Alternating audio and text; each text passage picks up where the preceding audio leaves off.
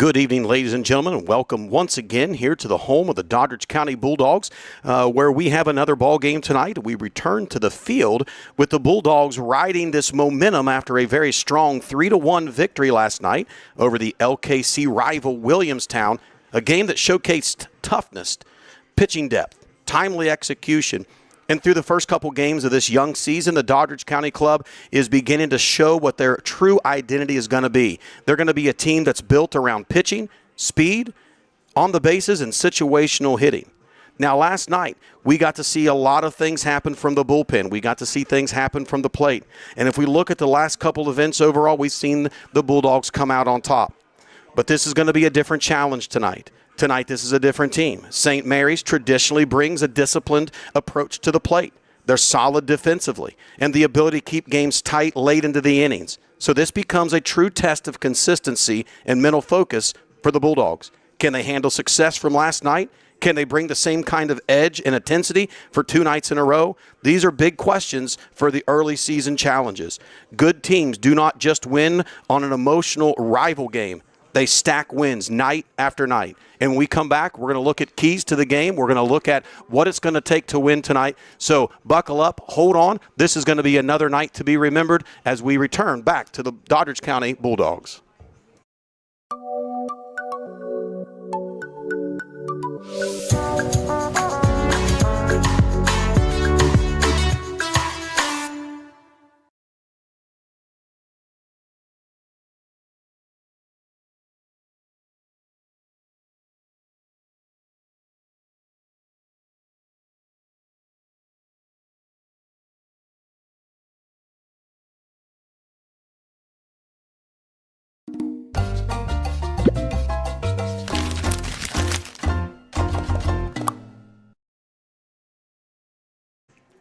Welcome back as we take a look at the field tonight. Some early season trends so far.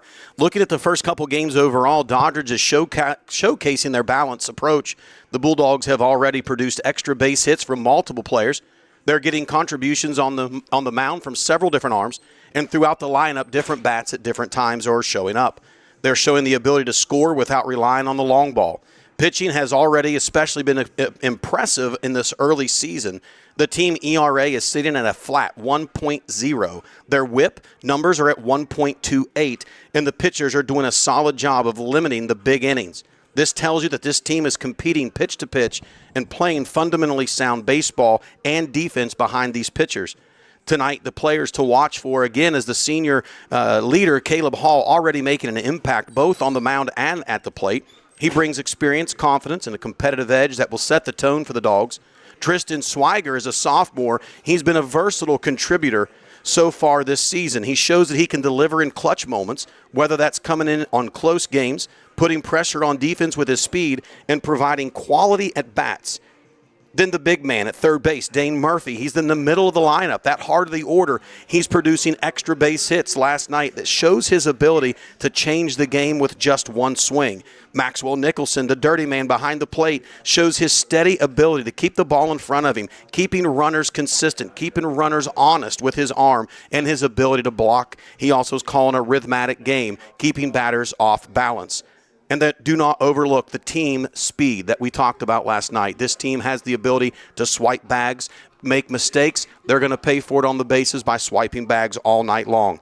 The mindset, we've got to make sure that as the Bulldogs approach another night that we don't fall asleep because of last night's big emotional win, but we stack it up into this next night of play. With that being said, we're going to look at the keys to success tonight. Those keys are going to be a little different than what we've seen so far, and the keys to success is going to be win the strike zone battle. Doddridge pitchers must continue to pound the zone, getting ahead in counts, and staying ahead. This allows for different pitches at different times. When this staff works from ahead, they become extremely tough to hit.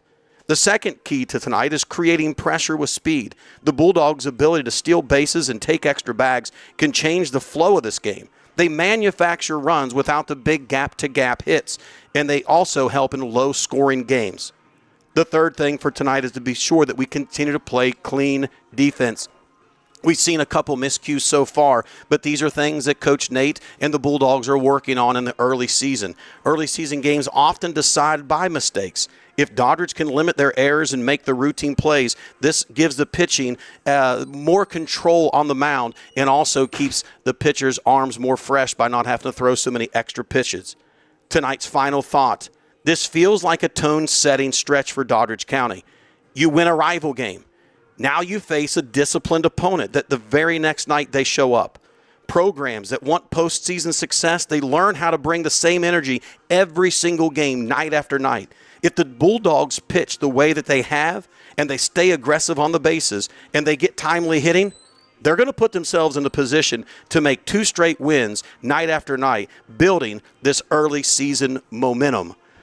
Now, as you have tuned in tonight, hopefully you're going to see a couple different angles from our cameras. We do have a camera set up now in center field, pushing back towards the plate. We're also trying to work on the delay between the live game and the broadcast feed that you are hearing. The center field camera should be linked directly to the camera with our voice.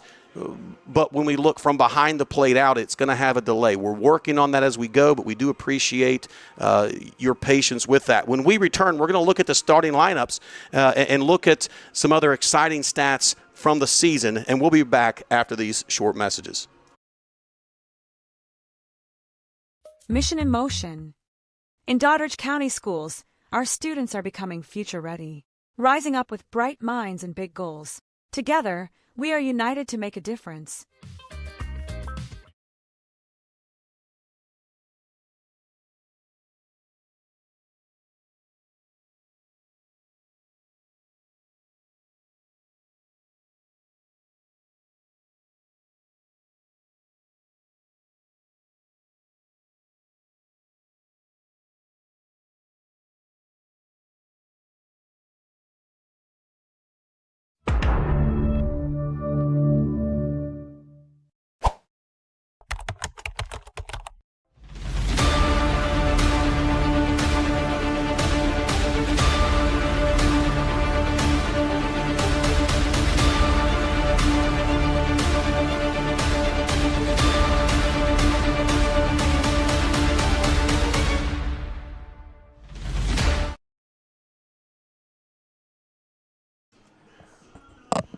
Welcome back. We're going to take a look at the visiting lineup for the Blue Devils. We're going to be having the leadoff hitter, number 13, Kyle Bullman. He's going to be playing center field.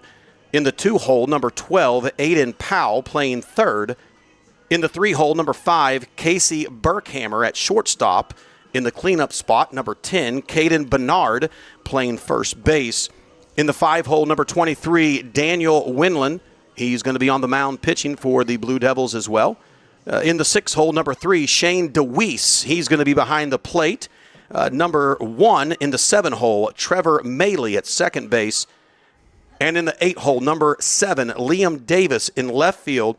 And last but not least, the double leadoff, number 17, Wesley Pinkerton in right field. Now let's take a look over at the Bulldogs for your lineup for the home team. In the leadoff position, number 2, Brody Brockelman will be at second base tonight, or so we're told. Batting in the 2-hole, number 50, Luke Rikiski in center field. In the 3-hole, number 7, Caleb Hall in right field. And in the cleanup position, the big man, number 10, Dane Murphy at third base. In the 5 slot, the first baseman, number 8, Malachi Kelly. And in the 6th hole, the shortstop for tonight, number 12, Tristan Swiger. In the 7-hole will be number 4, the left fielder, Evan Kelly. And the DH for night will be in the 8-hole, number 11, Hunter Hayhurst. And in the 9 slot, the double leadoff, the guy behind the plate, number 9, Maxwell Nicholson. And for the Dogs, we're going to see a new pitcher, a gentleman that has a 1.6 ERA from last year, 33 innings pitched, and yet has not been on the mound, so he's going to get his nod tonight for the start. Number 3, Josh DeHaven. So I want to turn our attention over here to Coach Justin. Justin, what do you think tonight? You know, we saw such an emotional night last night, a good victory. What do you think's got to happen tonight to carry that forward? Well, we're bringing a guy on the mound, Josh DeHaven, who's really got a really collected sense about himself where he can kind of come in any positions. He's really good with pressure. He's got a really good attitude. He throws a lot of strikes. He's got real nice breaking stuff.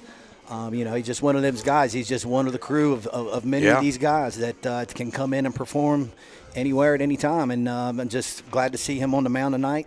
He deserves his chance. This is his chance, and I really do believe that he's going to do very well. I agree. We talked last night with Coach Nate in our exiting interview about this stable that he has, and we said, hey, Coach, how do you approach a season with so many arms? How do you keep everybody focused? Because you got guys that haven't been on the field yet to pitch or on that mound yet, that they're biting at the bit. Yeah, absolutely.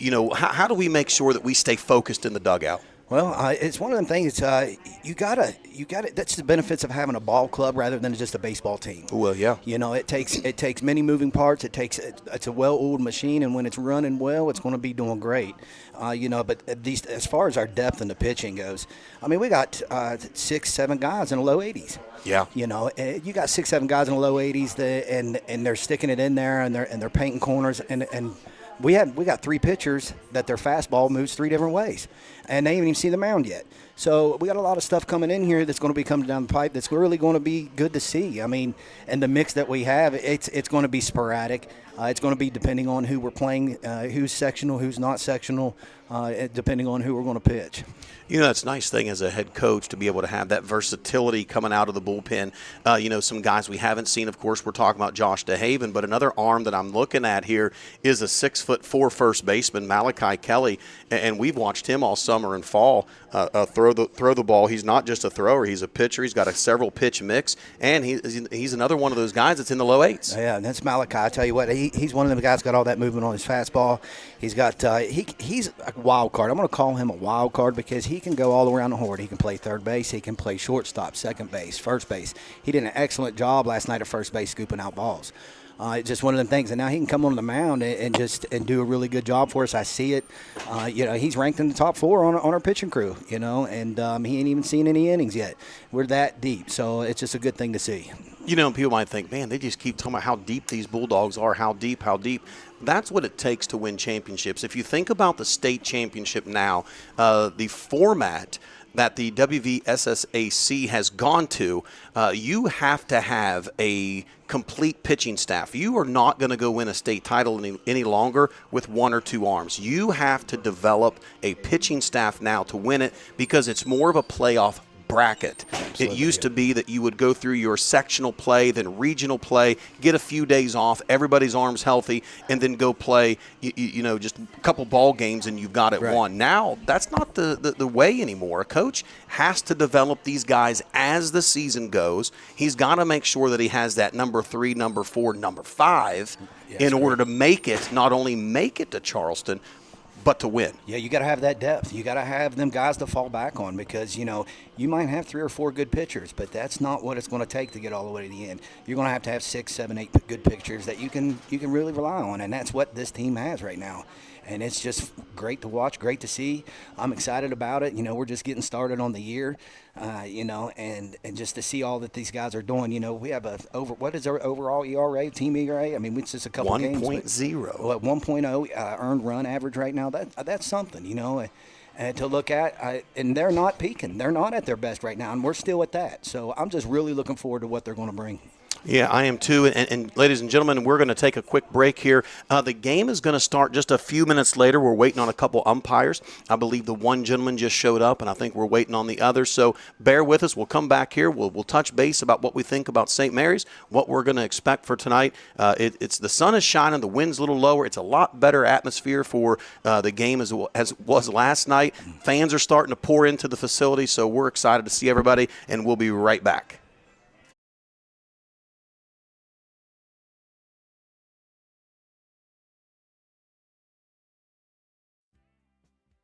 Oil Company has been a proud member of the North Central West Virginia community since 1978. Key Oil Company has been drilling and producing gas and oil in West Virginia for nearly 50 years. Home office located in Weston, West Virginia. Key Oil Company is a proud supporter of all Doddridge County student athletes. Let's go Bulldogs!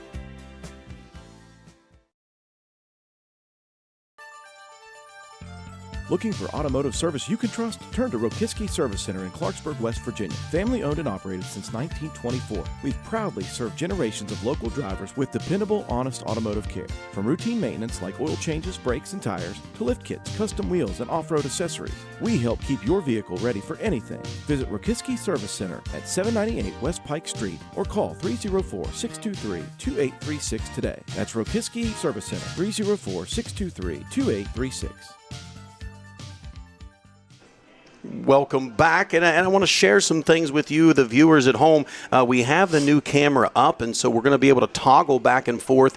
This camera view that we have is going to be very good as we are on the mound, as the guys are at the plate. Once contact is made, we're going to switch over and try to see and track the ball. This camera, we are still trying to work on getting it zoomed in a little bit. It also has a little bit of a delay to it, so bear with us as we are trying to work on the facilities here with these cameras, but we're very thankful. I do want to take time to thank WVRC for allowing this to happen for these young men and the young ladies in these communities. It's just a huge uptick for these kids. Not only do they cover sporting events, but they cover plays, they cover graduations, they cover signing days, they cover all these things for these people, and it's just such a great thing to be able to offer here. So we thank WVRC, but we also thank all of our sponsors that are out there that provide the ability to put this production in place. So, Justin, with that being said, let's look at St. Mary's. St. Mary's is usually in and out a very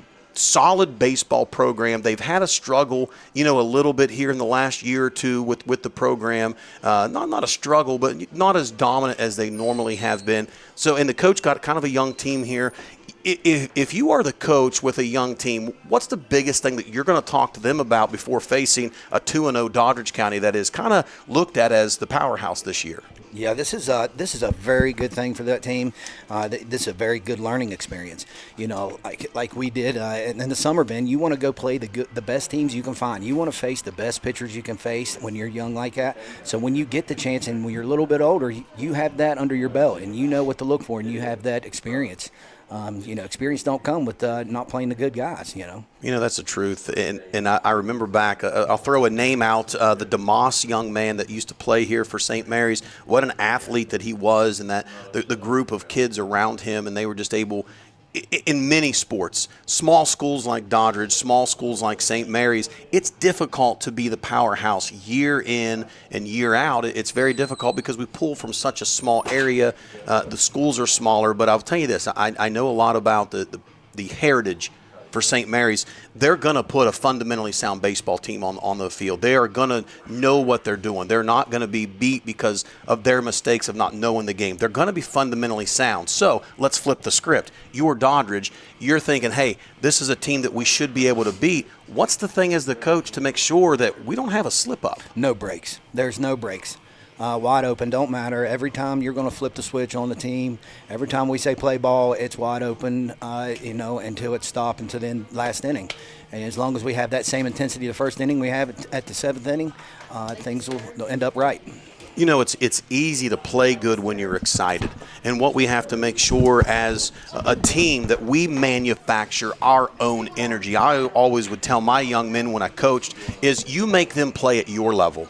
Bring them to your level because on your level, they can't beat you. Don't ever go to someone else's level and play. And I would teach that and preach that to this team as we play all year long. Make sure you bring people to your level. If you think, oh, my goodness, I don't know if we're going to be able to beat this, no, play them on your level. That's right. Do what you do well. Dance with who you brought to the dance is what I'm trying to say. So tonight's going to be exciting. We are waiting here for these coaches to have their first meeting, but I'm telling you, we are excited for the night tonight. I think it's going to be a fun time. We're seeing the guys kind of joke around in the dugout. That's kind of the cool thing about baseball. There's a different energy. It's not like a football game. It's not like a boxing match or basketball. When there's some downtime, you get to see these guys cut up a little bit. Yeah. They have fun, and that's part of you can't play baseball and win if you're tight. Without the fun. There's a thin line between when you need to be serious and when you can have fun. When you step into step onto the field, when you cross the third base line to step onto the field or the mound, that's when it's about business. But, these guys have a really tight brotherhood here. It's not just a team. It's not like they don't do things together. These guys, when they get together, you can tell they're all an affiliation with each other, really, really, really tight. And it's just good to see. It's good to see. It is. When we come back, I'm going to take a look at these younger guys on the Doddridge County team that we've not really said their name for so far. We're going to look at them, talk about what they play, and when we are going to see them on the field. But let's give them a little bit of love when we come back, and we'll be back right after these short messages.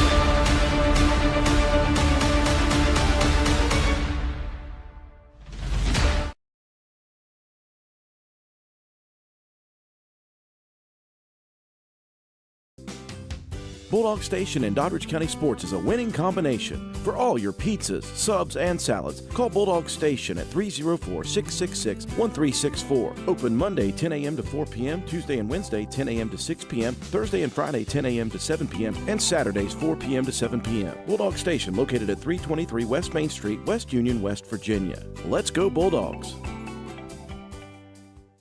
Welcome back, and as we are awaiting the umpire's arrival, I would like to take this moment for the Doddridge County baseball team.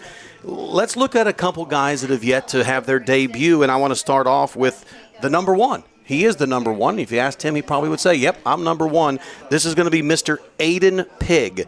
Aiden Pigg is a freshman, and he played middle infield a lot when he was in junior high, and he is kind of come to the coach and said, hey, I'll play anywhere that I'm needed. So Aiden Pigg is a freshman, definitely one of those young men that's working hard right now. He fills a lot in at second base. Don't be surprised if we don't see him out in the outfield a little bit. I know that Coach Nate is trying to do whatever he can to make sure that we have a JV program and get some of those innings in. And another young man is, let's look. He's actually a senior, but new to the team. He moved into the area from out of state. I think he was actually here last year, but didn't play, and he's playing now, number 17, Austin Osborne. Austin comes into us from out of state. I believe that he was down in the Carolinas. And now that he is here, he plays a little bit of outfield. He's a senior. He's excited to be about a part of the program. And I asked him, I said, what's the difference between where you were and where you are now? He said, man, these guys they love being at the baseball field. That's right. Yes, they do. I mean, yes, they do. That's a great thing to say about a team. He didn't say, well, hey, they're fast, they're strong, they hit well. He said, they love being here. That's it. If you love being here, you're going to end up being good at this game. You know, that says a lot about these younger guys' attitude on the bench. When these guys come in and out on the field and they come in on the bench, these guys have the right attitudes. There's not negativity. There's not clowning. There's not – when it's time to get serious, they're serious. But when they have the time to play, they know how to play, though. You know what I'm saying? And look, as we are right now, they're ready to get down, but they know they got a little downtime. They're out here doing drills, staying loose, and just having fun. You see it. All right, our next young man is number 18, Jesse Caton, and I will tell you, he fits the bill. He's this small, strong little catcher. He's a powerhouse wrestler. He's a freshman that ended up making it to states this year as a wrestler. We have a lot of multi-sport athletes, as most of these small schools do. But he is a wrestler. Had a phenomenal season. I wish I kind of knew his record, but I do know that he is a very tough in that. And so it doesn't shock me that he's playing behind the plate. A guy that knows how to move, a guy that's quick on his feet, a guy that knows how to level change, a guy that knows what it takes to grind it out. If you're a catcher, you know how to take pain. You're a guy that knows how you got to sacrifice your body for the team. So I think it fits the bill perfectly. Yeah, so one of the first practices, they all had it. He come to practice and he wanted to catch. Well, the couple of the top guys were throwing, our top guys, and he wanted to catch a couple of the top guys. Yeah. Well, he hadn't caught for a while, since like 7th grade. And you know how the movement is on them boys. A little different. Yeah, a little different. And he jumped in there and did his best, and I'm really proud of him for that. He's one of them guys that's contributing good things to the team with his attitude and just hard work ethics. All right, our next young man is a gentleman that we coached all summer, and I called him the Big Hurt. Number 21, he kind of looked at me when I was like, dude, you're like the big hurt over there. And it kind of showed my age a little bit, but he realized quickly when he told his mom, he said, the coach called me big hurt. And she kind of laughed. She goes, I think that's a compliment because I'm pretty sure Frank Thomas, the big hurt, was about as good as you could get. Now, I kind of laugh at that. His name is Hayden Curley, number 21, Hayden Curley, and he is a first baseman. I tell you, the kid is an absolute workhorse. The improvement, too. He is. He played all fall with us. He played all summer with us. I watch a young man. He was an 8th grader coming into his freshman year. He came out for the high school, well, not high school. He came out for the summer team, and we had a lot of older guys. And I remember going down to Parkersburg for our first game. He played first base. Now, mind you, he's 14 years old. Parkersburg, we were playing their senior Legion team. Most of those guys had already played 1 year of college. Their first baseman was 6'7". Yeah. Now, Big Hurt's not that tall. No, so Big Hurt being, being who he is and his age and the teams that we were facing last summer, we took him to some big colleges and really put him out there on the field with these guys, these D2, D1 ball players that were really doing something with their life and at the next level. And seeing Curly out there combating with them, out there making contact, it was just good to see him out there being able to do that at that level. So, but do you remember us being at Parkersburg? I'll never forget it. It was our very first game. He's over there, and all of a sudden, he makes a scooping play at first base. Yeah. And he looks over at their dugout and kind of gives them a mouth. Oh, yeah. And I'm like, Curly, what are you doing? Those guys are going to rip your head off. And he starts laughing. He's like, they've been mouthing me all game, coach. So here's this incoming freshman, this 14-year-old kid, immediately had enough gall to him to kind of stand up for himself. Yeah. Listen, that's what it takes as a young man. If you want to know what's it take to get on the field, that's what it takes. It takes a young man that's not afraid to go after it, and he made the plays. Yeah, he absolutely did. So you got mediocre ball players and you got elite ball players. These boys are on another level, and they want to play elite. Even these younger guys are seeing that. They're seeing that mediocre is not going to work, and they're all having to step up to that level. Yeah. It's good to see out of these young men. Our last young man is a first baseman, number 24, Wyatt Gain. Wyatt's another one of these young men that's talented in many different areas. He's really grown. He's growing. He's a big kid. He's a strong kid. I think by far his best baseball's in front of him, but he's starting to learn his body. A lot of these bigger kids, and when I say bigger kid, the guy's grown probably like 4 inches since his junior high years. Sure. He's an incoming freshman. He's finally learning how to move. Yeah, he's got a lot of leverage and length that he can use for his, for his game. And he's just now, once you grow into that and you start realizing what the kinetic energy is and how to really get that stuff out of the ball and what it takes to do it. And now he's one of them. He's one of them that's really coming up in his pitch, and he's starting to put the bat on the ball, and I'm really proud of Wyatt. I am. I remember the very first practice, I looked over at him, I said, dude, why are you throwing the ball so easy to first base? He's at third base, kind of lobbing it over there. He said, I've always been told I had to throw the ball easy because he's such a big kid.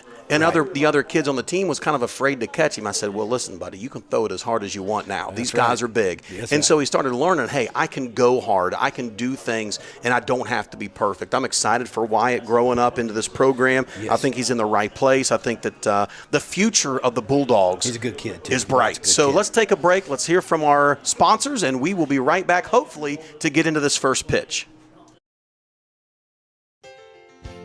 Ellenboro Floors, located at 23 West Washington Avenue in Ellenboro, West Virginia, is a family-owned and operated business. We have a full showroom with displays of flooring ranging from luxury vinyl plank, tile, hardwood, carpet, sheet vinyl, carpet tiles, and more. We offer commercial and residential installation. Let's turn your home or business into something special. Call 304-869-3969. Financing is available. We are open Monday through Friday, 9 a.m. to 5 p.m.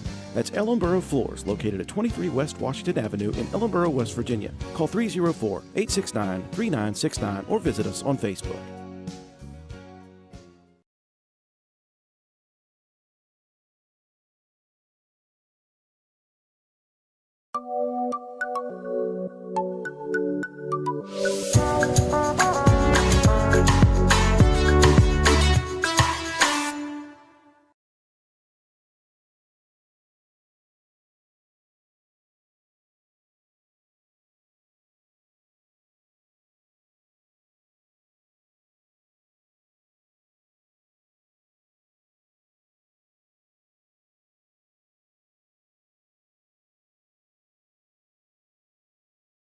Mission in motion. In Doddridge County Schools, our students are becoming future ready, rising up with bright minds and big goals. Together, we are united to make a difference.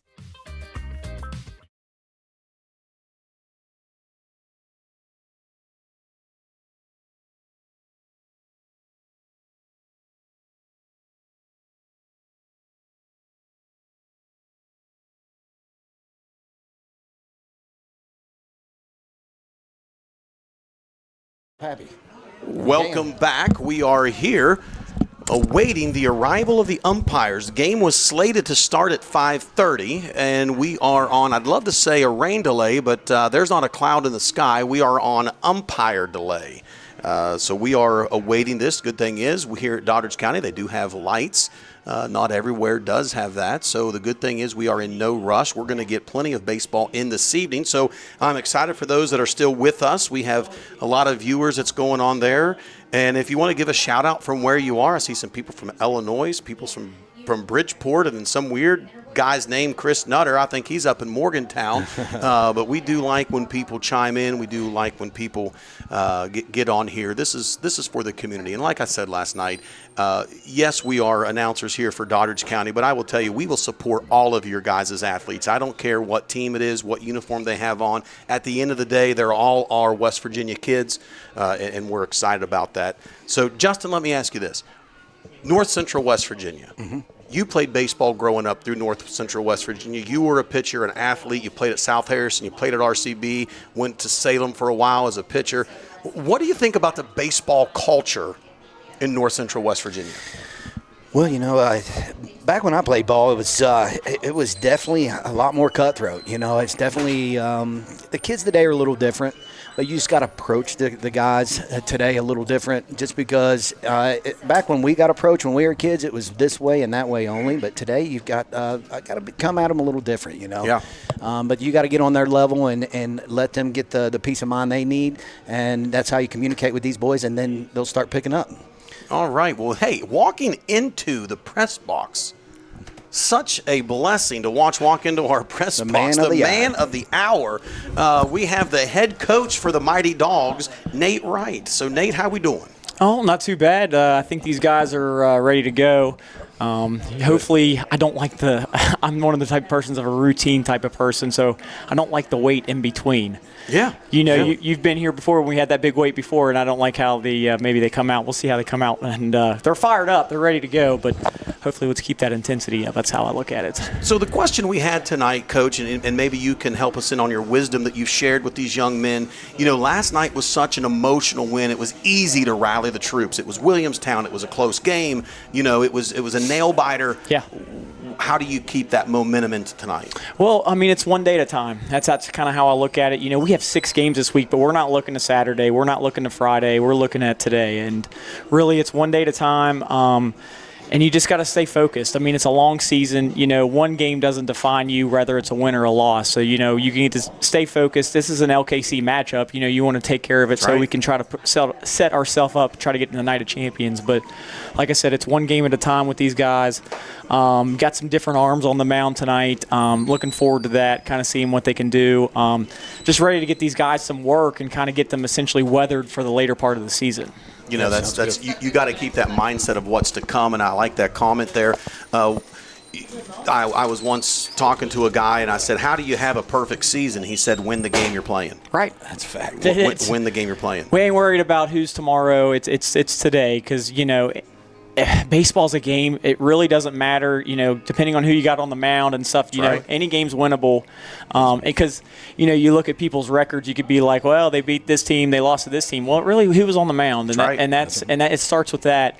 So, we're at home. These guys are excited, but like I said, we need to stay the course and stay under control, essentially, when we go out here and play this game tonight. Very good. Let me ask you one last question here. We look around the ballpark, and we see this beautiful facility. We got a couple different camera angles now coming, but we also have heard the rumblings of possibly some upgrades coming to the viewing areas. So walk me around what that might look like as something different for next year. What's the process coming? We've heard a couple different things. What are you hearing? I think they're in the process of getting a batting cage down there for us this year. At the end of this season, I think there's going to be some seating added, some different, maybe the dugouts are going to be moved a little bit to a little bit more angles, different angles for the seating. More seating, I think, is really the big thing is what we're kind of looking at. We've had some good crowds. Even last night, as cold as it was, we had a good crowd here, which that's great. You know, I want everybody to come out here in the community to support these boys because they deserve it. They work hard. That's right. And there's a lot of people that when they come, they have to bring a lawn chair or they got to sit behind the backstop here because there's no bleachers right in behind. So I'm with you. I've heard maybe some bleachers even in the outfield. Yep, they've talked about that as well. But like I said, I think it'll be nice regardless. You know, I mean, it's hard to complain. I have the best seat in the house. That's what I tell everybody when I'm sitting on the bucket over there by the inside the dugout. Yeah, you do. The hot bucket. Yeah, exactly. The golden bucket. The hot bucket. Well, Coach, we're excited for tonight. Wish you the best of luck. And one last little thing here. Talk to us about, you know, we're going to see another pitcher on the mound. How deep is that staff? I could say we're anywhere from 8 to 9 deep, really. It depends. Like I kind of want to get these guys going and essentially in a rotation, more of and some of the other guys being in more of a relief role. But, you know, like I said, I want to get these kind of pitch counts up, kind of keep working to where these guys have one start a week, and then we have some other guys kind of coming out of the bullpen to kind of finish the game and shut the door. I like it. Well, Coach, good luck tonight. I know we're going to have our player of the game at the end of the night. Then we'll have the closing words from you after the game. So, you know, just some different flavor we're putting on there. So hopefully when you come back up and see us, you still got a smile on your face. That's what I'm looking forward to. All right, ladies and gentlemen, we'll be right back after these messages.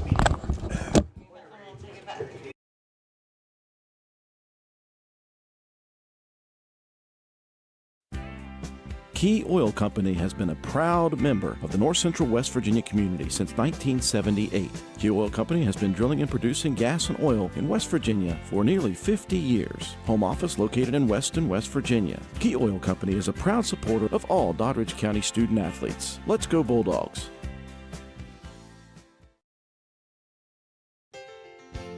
Ellenboro Floors, located at 23 West Washington Avenue in Ellenboro, West Virginia, is a family-owned and operated business. We have a full showroom with displays of flooring ranging from luxury vinyl plank, tile, hardwood, carpet, sheet vinyl, carpet tiles, and more. We offer commercial and residential installation. Let's turn your home or business into something special. Call 304-869-3969. Financing is available. We are open Monday through Friday, 9 a.m. to 5 p.m.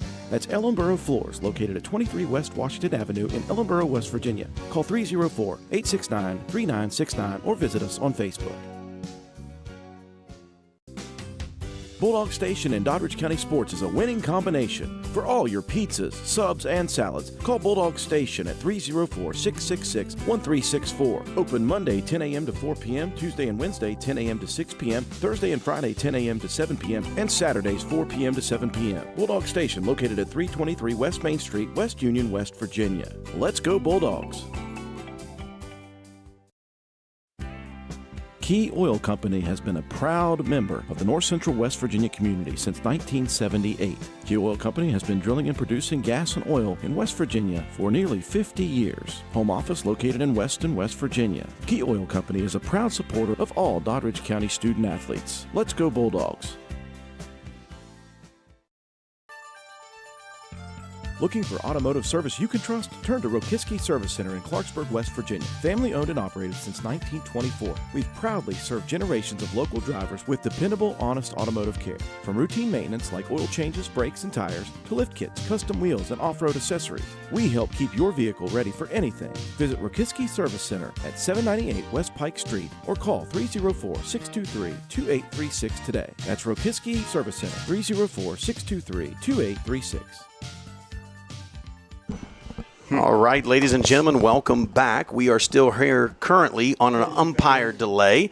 We are biting at the bit for the excitement tonight between the visiting Blue Devils of St. Mary's and the homestanding Bulldogs of Doddridge County.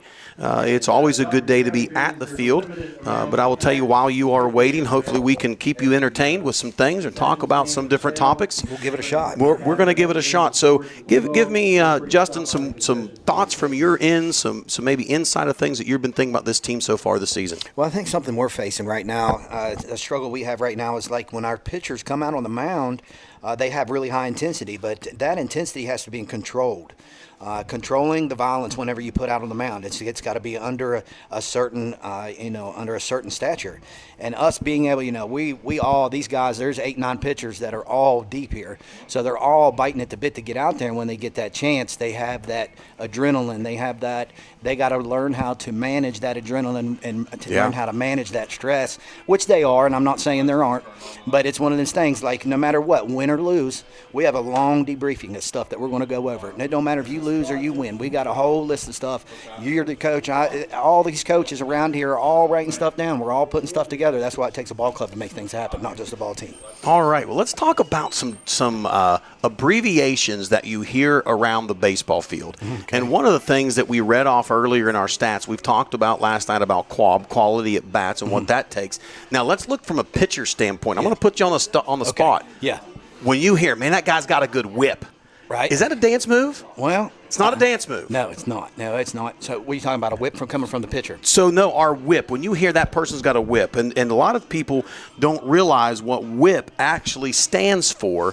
It's a mathematical number that we get to. Yeah, you're talking about how many hits over innings pitched. So you're looking at hits plus their walks. And walks over innings pitched. Okay, so when you hear, hey, this pitcher's got a solid whip, what they do is they look at their walks plus their hits divided by how many innings they have pitched. That number, if you want to be elite, we got to be below 1. Excellent, 1.1. Okay. In high school, we're looking at anywhere between that 1.2 to 1.5. All right. That guy's getting it done when he's on the mound. He's only giving up 1.5 bases per inning that he's pitching. And if we can limit that, that keeps people out of scoring position. So if you've ran 5 innings of pitching and you gave up 3 hits, so in 5 innings, you're like at a negative number. So you're doing really well. You're going to be down there at a good number. You want to be below that 1. You want to be giving up. And the negative number comes under 1. Okay. So you want to be under that 1. You want to give up less than 1 hit or walk per inning. So the negative number actually comes to like 0.8. 0.7. That's unbelievable. At decimal point. Yeah. So when you're there, that's that negative number that you were mentioning. But a whip is when a pitcher takes the mound, how many bases is the other team usually getting per inning? So we look at that whip, and we said earlier in the broadcast, the whip right now, 1.2. Come on. 1.2 so far, 14 innings we've played so far. The Bulldogs have a 1.2 whip. That means we're not even giving up 2 bases per inning. That's what I like to hear. Having a 1.0 ERA. Is that what you said? 1.29 ERA? We had a 1.0 ERA, earned run average, and a whip of 1.2. Come on. That's what we need. And that's what we're saying. We still got 6 pitchers that ain't even seen the mound yet. That's right. And it's one of them things that we're just deep, and so if we just keep producing like we are, I think we just keep doing what we're doing, and we got big things coming down the line. Now we look at that, and you say the word, we've said ERA. Mm-hmm. A lot of people out there, they hear these abbreviations, and the problem is we think everybody knows what it is, or we are ashamed if we don't. ERA. What's our ERA? It's our earned run average. So earned run average. So if a pitcher has an ERA of 1, ERA of 1.3, what that means is they're only giving up what? Oh, they're only giving up a certain amount of earned runs per inning. So if your ERA is below 1, then you're not giving up any more than a run per inning. Yeah. So, but if you factor out how many innings they've thrown, or if you do like a total team ERA, and then you factor in what a total team ERA is, if they're all low already, then the whole team's going to really be low. So I'm just factoring in the team ERA, but then again, like if you really factor them individually, I'm sure some of these guys have got some really good ERAs. Right they are, and the young man we're going to see on the mound tonight, we looked at 33 innings pitched. His ERA last year was 1.3. Okay. So out of 33 innings, his average is he's only given up 1.3 runs, not per inning, per his outing. Josh DeHaven, he's one of these guys that, one of the guys that are kind of like, he's one of the best pitchers last year, but these guys that have come in, and now Josh is coming out of the basket. basketball, he's just kind of fallen in suit. And he's going to get his chance today. I know he's a good pitcher. He's got a great attitude. Josh is really good to work with. This is one of them guys that if you talk to him, he looks at you, he respects you, he says thank you, yes sir, no sir. He really has that charisma about himself, and he's a really good kid. I'm just looking forward to see what he's going to do today. Yeah, a lot of this is good things that we're looking at, the statistics for these kids per their game, per their outing. When a young man hits the mound and we know, hey, this guy's only giving up 1.2 runs a game, 1.3 runs a game. This guy's only giving up 1 base, 2 bases, per inning. It's awesome to see these statistics come to life, the success of these young men, and that's where coaches can start to build their staff. They can start to build who's a starter, how many innings are they normally going. Now, I know right now we're trying to keep these innings low, the pitch count low because of the early onset of the season, but we'll see that grow as the year goes on. So here we are. We're still here at the home of the Bulldogs awaiting the umpires to show up, and we're going to go again, listen to a couple of our sponsors, and we'll be right back.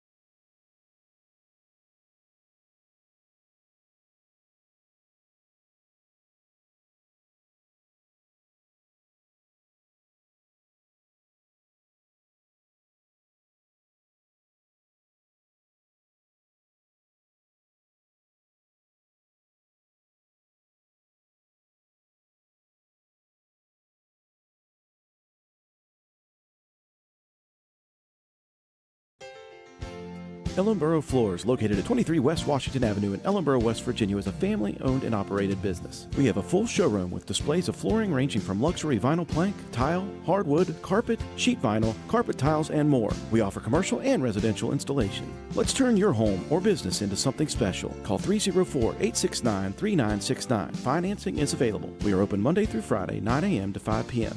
That's Ellenboro Floors, located at 23 West Washington Avenue in Ellenboro, West Virginia. Call 304-869-3969 or visit us on Facebook. Bulldog Station in Doddridge County Sports is a winning combination. For all your pizzas, subs, and salads, call Bulldog Station at 304-666-1364. Open Monday 10 a.m. to 4 p.m., Tuesday and Wednesday 10 a.m. to 6 p.m., Thursday and Friday 10 a.m. to 7 p.m., and Saturdays 4 p.m. to 7 p.m. Bulldog Station located at 323 West Main Street, West Union, West Virginia. Let's go Bulldogs!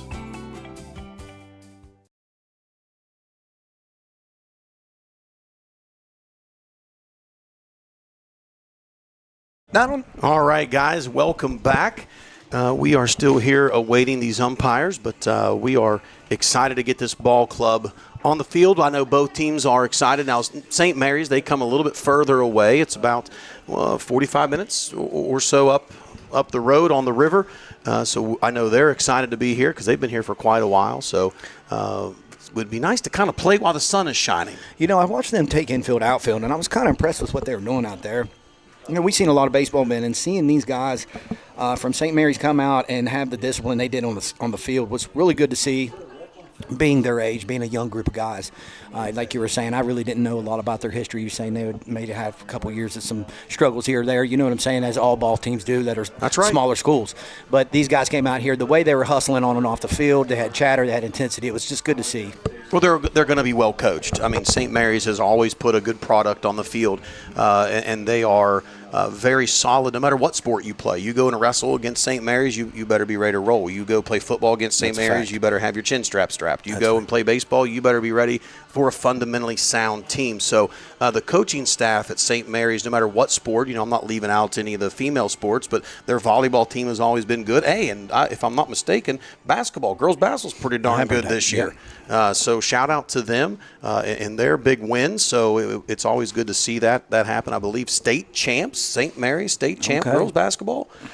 So They're very well known for their athletics, and they're in a good part of the state, even though it's out in the middle of nowhere. They're right there on the river, just outside of Parkersburg, across from Ohio. So they do have some good areas there, but beautiful facilities at St. Mary's. Have you ever been up there? No, I haven't. Football field is absolutely amazing, and I know they've put their pride into their baseball and softball fields now. But man, what a football stadium that they have when you roll into there. So well, I live there in Parkersburg. I have to check it out. So we're looking at the pitching staff. Josh DeHaven, let's go around the horn tonight. We're going to have Josh DeHaven on the mound. Maxwell Nicholson is going to anchor behind the plate. Malachi Kelly will be at first, and we do have a change to the lineup, not in how they're hitting, but where they are playing. We are going to see Tristan Swiger stay at second base. He pitched last night. He also pitched a little bit on Saturday, so we are going to keep him at second base. Coach did come up and make that change after we announced it. Brody Brockman will stay at shortstop, so he'll be there in the hole there. And then at third base, the great Dane Murphy. Left field, we are going to have Evan Kelly in left field, and in center we will have, Luke Rakiski, and in right field, Caleb Hall. Now, I want to talk about two young players, and I watched you spend a lot of time with these two guys. Okay. Fill me in. All right, who are we talking about? On Evan Kelly. Oh, yeah. And Hunter Hayhurst. Okay, two gentlemen. These two guys, when I started working with them last year, they had a lot of hunger. They had a lot of want and to succeed on the mound. So we just started breaking them all the way down and picking it apart. And now here they are today with the utmost confidence.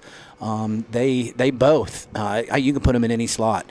You got Hunter Hayhurst that can absolutely keep a good team off balance. Like, he has got multiple pitches, multiple arm slots to come from.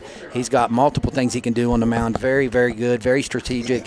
And then you got Evan Kelly. Evan Kelly is just a very high Q individual. Yeah. He has a left-hander. He comes from a different slot, and he has a lot of movement on all his balls. So, when you got guys that are juniors, sophomores, and that kind of thing that have inches of cut on their fastballs, and they can make their fastballs move left, move right, move up, and they got multiple different breaking balls, and they're placing these balls. And these, you're talking about Evan Kelly, like, he came in the other day and shut the guys down. Was that against Lincoln? that was the first night against Lincoln. Against Lincoln. He actually came in. He's crafty. He's crafty. He's got multiple different tempos. He's got multiple different timings. And, I talked a little bit about that yesterday, tempo, timing, and that kind of stuff. But we really seen it from the Williamstown team yesterday when they were trying to call. That's right. They were calling timeout. They were pushing our guys into the batter's box and pushing them out of the batter. And we were pushing, it was back and forth.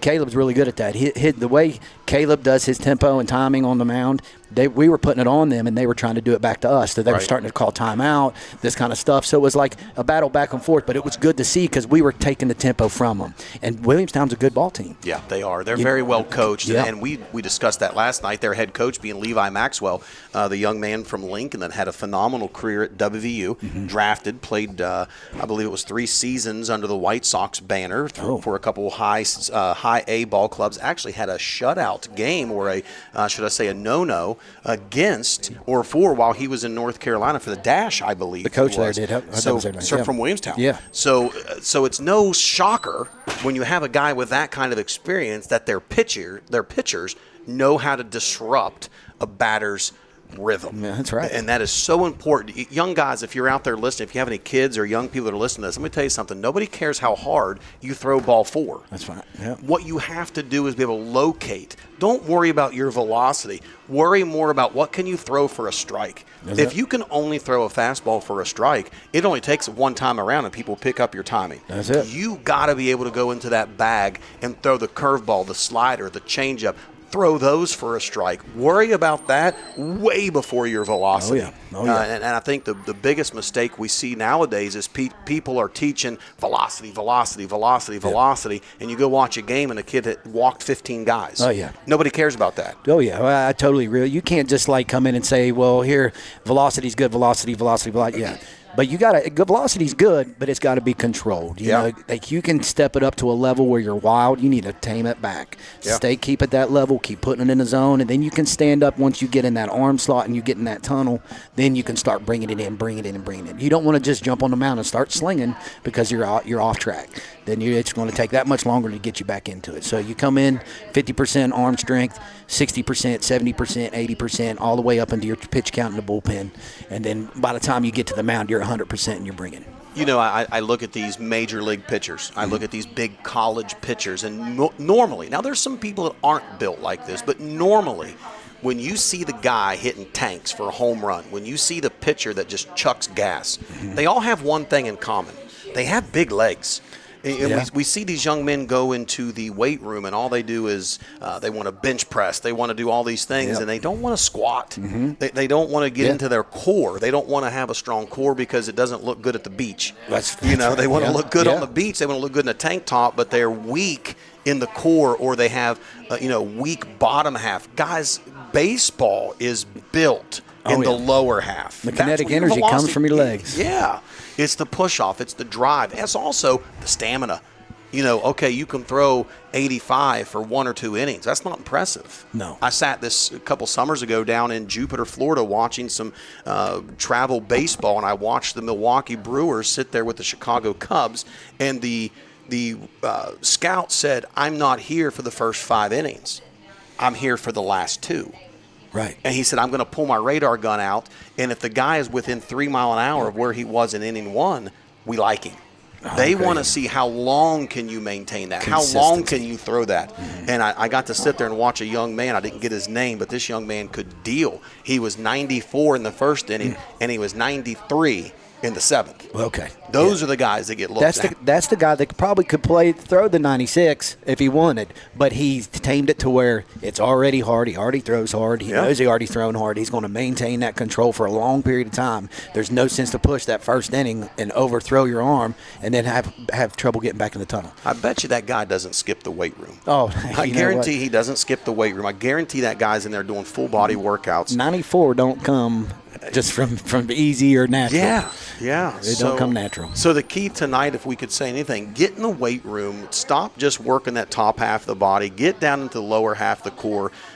You want to be a good baseball player, I tell everybody, wrestle. You want to be a good athlete, go wrestle. It teaches you a couple things. It teaches you there's nowhere to hide when you step on the mat, so no one else to blame. And then the other thing it's going to teach you, it teaches you how to use your whole body, your core, your balance. I'm kind of biased. I think every young man, young lady out there, I love seeing these girls.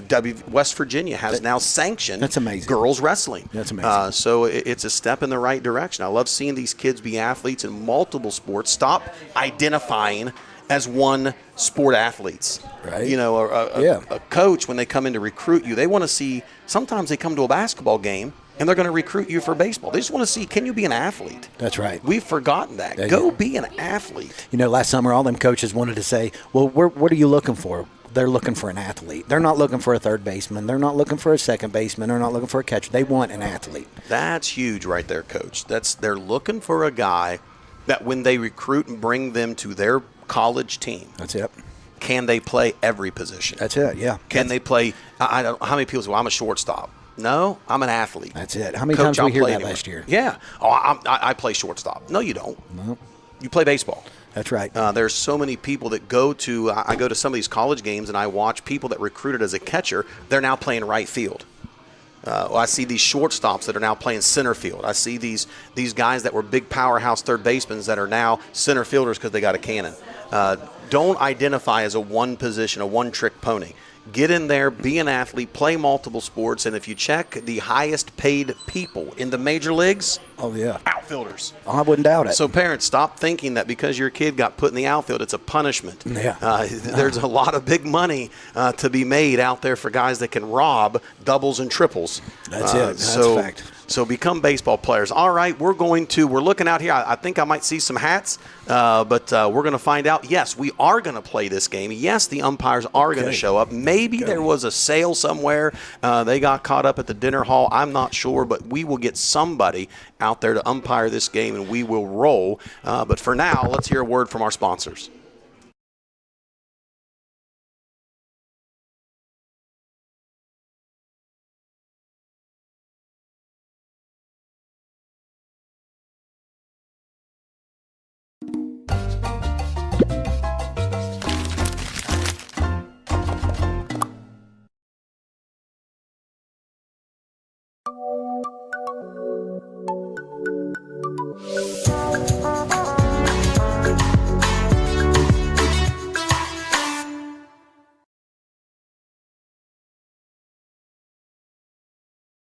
Mission in motion. In Doddridge County Schools, our students are becoming future ready, rising up with bright minds and big goals. Together, we are united to make a difference.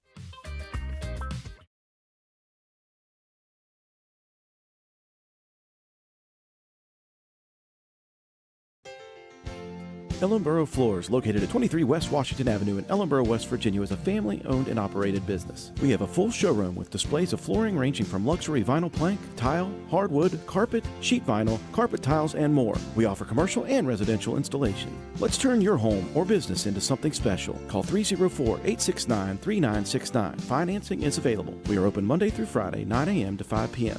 That's Ellenboro Floors, located at 23 West Washington Avenue in Ellenboro, West Virginia. Call 304-869-3969 or visit us on Facebook. Bulldog Station in Doddridge County Sports is a winning combination. For all your pizzas, subs, and salads, call Bulldog Station at 304-666-1364. Open Monday 10 a.m. to 4 p.m., Tuesday and Wednesday 10 a.m. to 6 p.m., Thursday and Friday 10 a.m. to 7 p.m., and Saturdays 4 p.m. to 7 p.m. Bulldog Station located at 323 West Main Street, West Union, West Virginia. Let's go Bulldogs!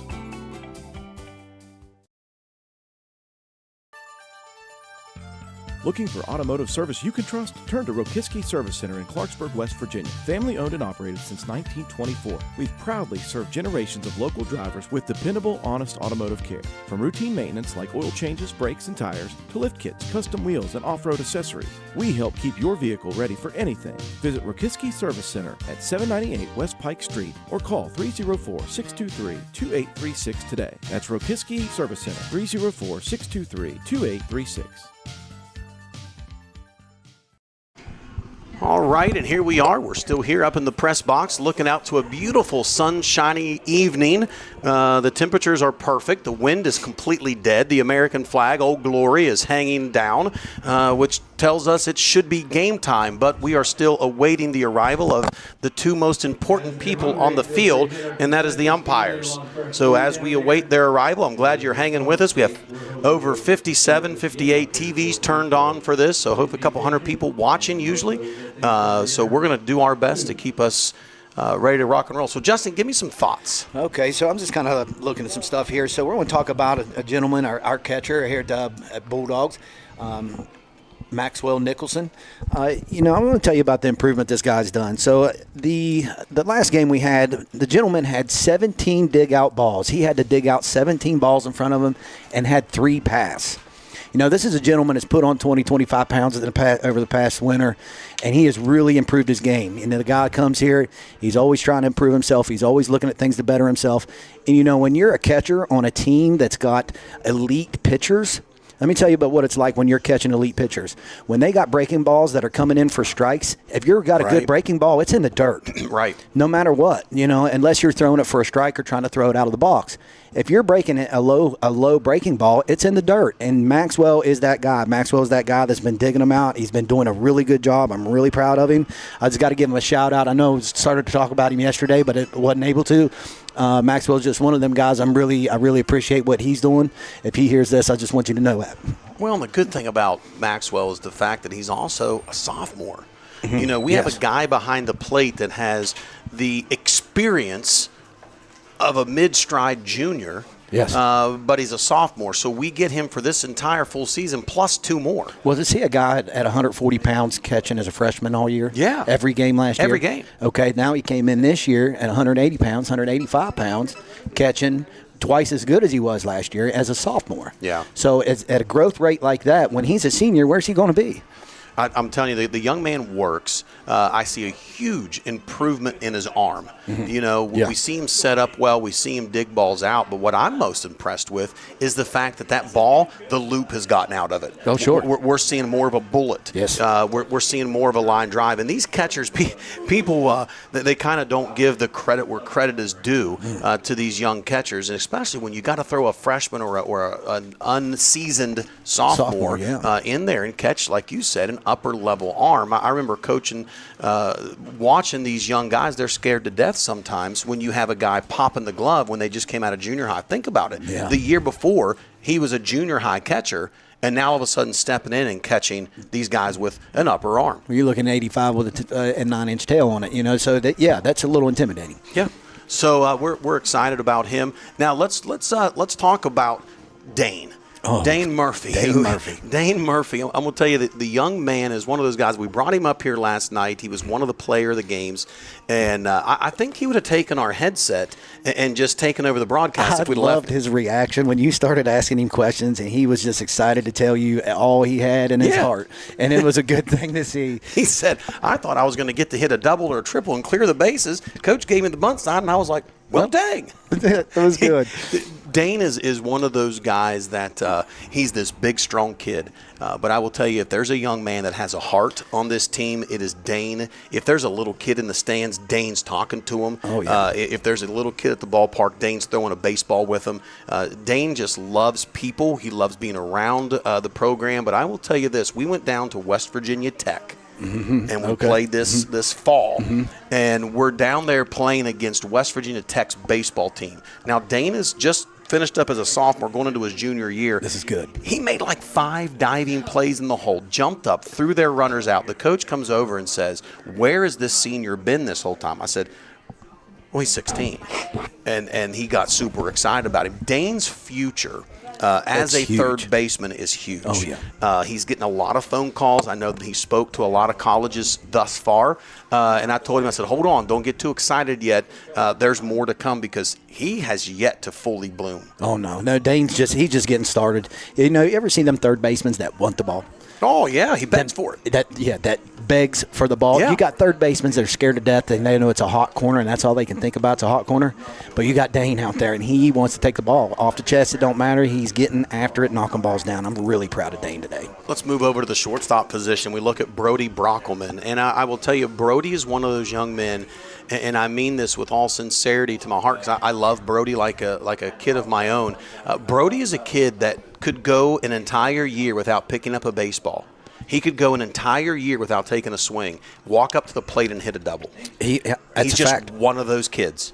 And I was saying that yesterday about Brody. He gets up in the plate, and he doesn't look like he's going to be that real rock strong, brute guy. But he gets in there, and he swings, and his hands are so fast. And the way he puts the bat on the ball, it's amazing to see. Yeah, he's definitely got a lot of sneaky pop at the plate. And then all of a sudden you hit a ball up the middle, and you're thinking, well, there's a base hit. Nope.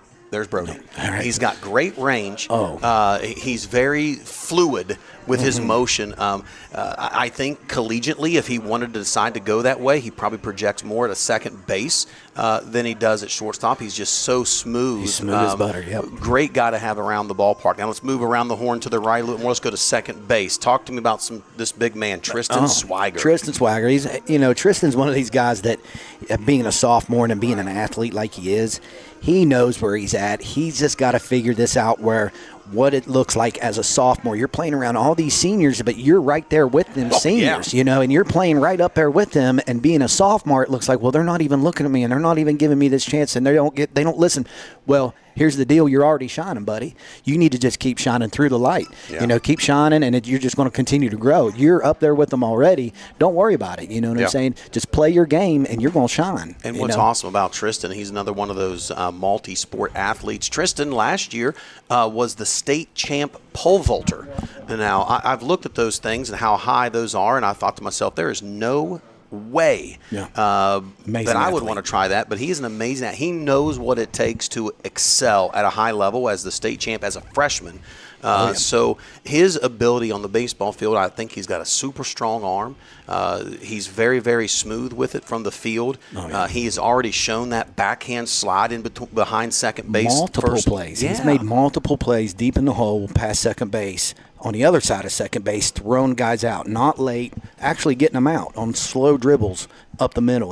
That's something for a second base to come across and do. Well, then you look at him and you think, okay, well, here's this guy. He's not a big dude. He's not a real big guy. Right. But he was also a state contender in wrestling. Oh, yeah. Common theme. Oh, yeah. Dane Murphy was a wrestler. You look at some of they're wrestlers. Yep. He was won the states in pole vault, state contender in wrestling. And then all of a sudden you look out here on a baseball mound, and the guy throws 85, 86. Yeah. We had him this fall at some of those college showcases chucking the ball, 85, 86. When you're summer after your freshman year throwing 86 mile an hour. Yeah. We went to how many colleges? I don't even know the exact number. We were at 5 or 6 different Division II, Division III, some NAIA schools competing, and we went up to Wright State, a couple Division I's. Yeah. And they loved him. They were very surprised. Wright State, Slippery Rock. He's not even a sophomore. What even a sophomore? And you got coaches coming to our dugout asking, well, what about this guy? How about this guy? Or after the game, how about this guy? How about that guy? That's something. And that's right here on Doddridge County Baseball's team right now. Then we move over to first base. Then we have Malachi Kelly. He moves in. He hasn't played for Doddridge before. He was playing with the Indians of Bridgeport. Phenomenal athlete that moved into our area and was able to be on the team here. He's a 6'4" athlete, plays any position in the infield. We have him at first base right now. That's not where he's going to be all year. He's going to play corner. He's going to play shortstop. He's going to play second. I want to go back to the summer, and all of a sudden we're at Frostburg. Okay. And we needed a second baseman. This guy goes in here and starts turning twos, and Frostburg's coach starts using him to show all the other kids how to turn two from second. He's a 6'3" dude. Yeah. And then he gets in BP and starts hitting home runs. Right. So his bat has Mr. Larry Williams. Yeah, Larry Williams, one of the coaches there for Frostburg. They loved him. Yes, I like Larry. He's good, real good people. The best of his program, the best of his future is yet to come. And I will say that he is a guy that is just now starting to realize his body. He loved Malachi. Larry Williams up there, he loved Malachi. He did. And Malachi's starting to put on weight. He works in the weight room. He had a good basketball season. Again, another multi-sport athlete that has grown up around the diamond that I will tell you, a lot of our bats haven't come alive yet as a whole. When they do, his will be at the top. Yeah, that's a fact. He's a kid that can hit a baseball all day long. That's a fact. That's a fact. Yeah, he's definitely got a lot to offer. Malachi, I always catch myself. I'll be out here bragging on him or saying this. Well, I bet you're getting too Malachi can do that. And he'll come around and be like, I was just bragging on you. And I just like seeing his face because he's that kind of kid that works so hard. He doesn't expect you to say anything for him. He doesn't expect a thank you or a pat on the back. He's going to go do the full throttle, the high speed, wide open every single time, every single pitch. And that's just good to see from Malachi. Now, we talked about our left fielder, Evan Kelly. So let's skip over to center field and talk about the senior, pretty much your senior anchor of this team that's played all 4 years here for Doddridge, that has been a producer at the plate, a producer in the outfield. Also can come in, don't forget this, he's a low 8 pitcher. Luke Rakiski. Yeah, Luke. He's one of them guys that's really wanted to get on the mound, and we started working stuff and, slowing him down a little bit and kind of controlling his delivery a little bit more rather than just slinging the ball, coming wide open. He has a lot to offer on the mound. When he gets in his control and he gets his command down and gets on the mound, he is very, very, very vicious on the mound. I'm really looking forward to it. He is a leader. Luke right now has been in a little bit of a slump past couple, you know what I'm saying? He's not done bad, but he's not doing as best as he could. That's right. And he knows that, but he's got a different attitude this year, and I kind of noticed that. Last year, he's mopey, kind of upset, letting his emotions kind of take over, not a next pitch type attitude kind of thing. Now I'm talking to him. I'm seeing him. He's talking, that was behind me. I'm looking forward. I can't wait to get up here. I got some stuff to make up. I made a couple mistakes. Let's get after it. And I liked hearing that from Luke. Now, Luke spent the summer, and he decided to take his baseball on the road in the early summer and went and played with the U.S. Elite, a great national program. And so he played with them, got some great exposure, then came back with us and got to play the fall and see a lot of these colleges. Next thing you know, he was the first Bulldog out of the pen and was picked up by Potomac State. Now, that wasn't his only offer. He had offers from a couple other schools, but decided that Pot State was the place to go. And we know that Pot State, no slouch. They're no slouch. No. They produce. I just watched a young man, Jax Drennan. Jax Drennan from up in the mountains played up at Tigard's Valley. He was an Elkins boy in Tigard's Valley. Jax Drennan goes to Pot State. He starts having an unbelievable year. He just committed to Coastal Carolina. Well, see, that's good. Halfway through his freshman year. Great. Good for him. Yeah, good for him. Guys, this is what it's all about, getting these guys exposed. And Luke Rakiski is that kind of guy. Here's what he brings. He's 6'2", 6'3". He's long.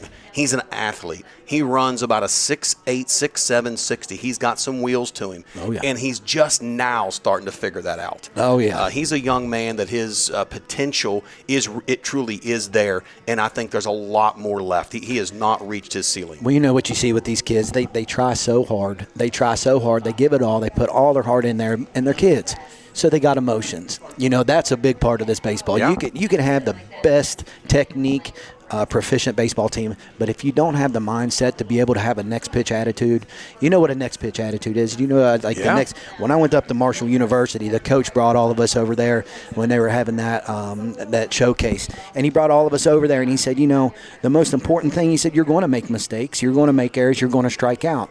I'm not worried about that. What I'm worried about is what you do the very next pitch. That's it, right there. And how you act between that next pitch, and you got to carry yourself a certain way as a man. You can't show emotion. You got to, and that's hard. You know, that's hard. But these guys are doing really good with this, and I'm just really looking forward to what they're going to do here. Last guy we're going to talk about, our right fielder, senior Caleb Hall. So tell me what you think. Oh, Caleb, I tell you, Caleb is, he is definitely the rock here. I can say that because Caleb has the maturity levels that is above most of these guys here, and these other guys are looking up to that. Caleb's that type of guy that you want leading you into the battle because he's going to have his head on right. He's going to have all his I's dotted, his T's crossed, and he's going to be that guy that you can lean on. You know, everybody's going to have to step up at one point in time, and if Caleb's got to have that chance to step up, that's the guy you want there to step up because you know he's going to perform. Definitely a guy that has had to overcome. That's it. You know, champions are built in adversity. Mm-hmm. And so until you've overcome adversity, you can't be a champion. And I do know that, from early on, even just a few years ago, his sophomore season, he's having a phenomenal sophomore year, and he breaks his hand in front of 12 pro scouts. We're down playing, and Bryant Yoke is on the mound just shoving it. There are 12 professional scouts in the stands. WVU is there as well, watching their, hand-picked player pitch.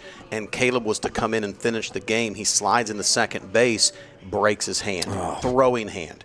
Tries to come in and pitch, tries to talk us into letting him pitch. We had to pull him out, not let him go. So he's in a cast. He's done for his sophomore year. He comes to Doddridge County and gets on the football field, and in his third game, blows out his knee. ACL, PCL, MCL, IT band, patellar tendon, meniscus, gone. Complete. That's a complete tear out. 11 months later, he gets fully released and has his opening game against Williamstown. So he's a young man that stayed focused. During that playoff game, he breaks his foot. Oh, I seen that. He had a broken bone in his foot and a broken bone, he never told anybody, in his hand. I seen that on YouTube. I was texting my brother as soon as I seen that happen. What's wrong? Why'd they pull him out? Would he get hurt? So to overcome those things, and here he is, I know one thing.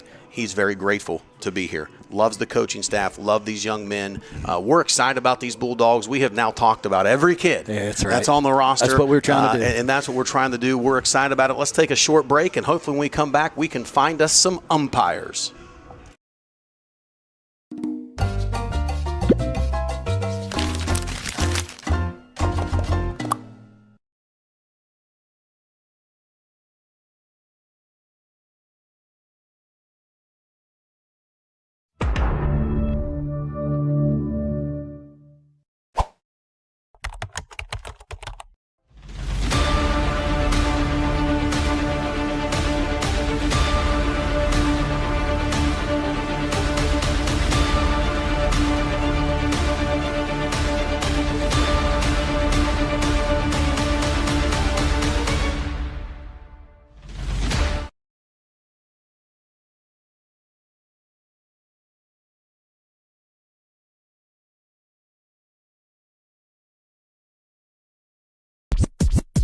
Check this out.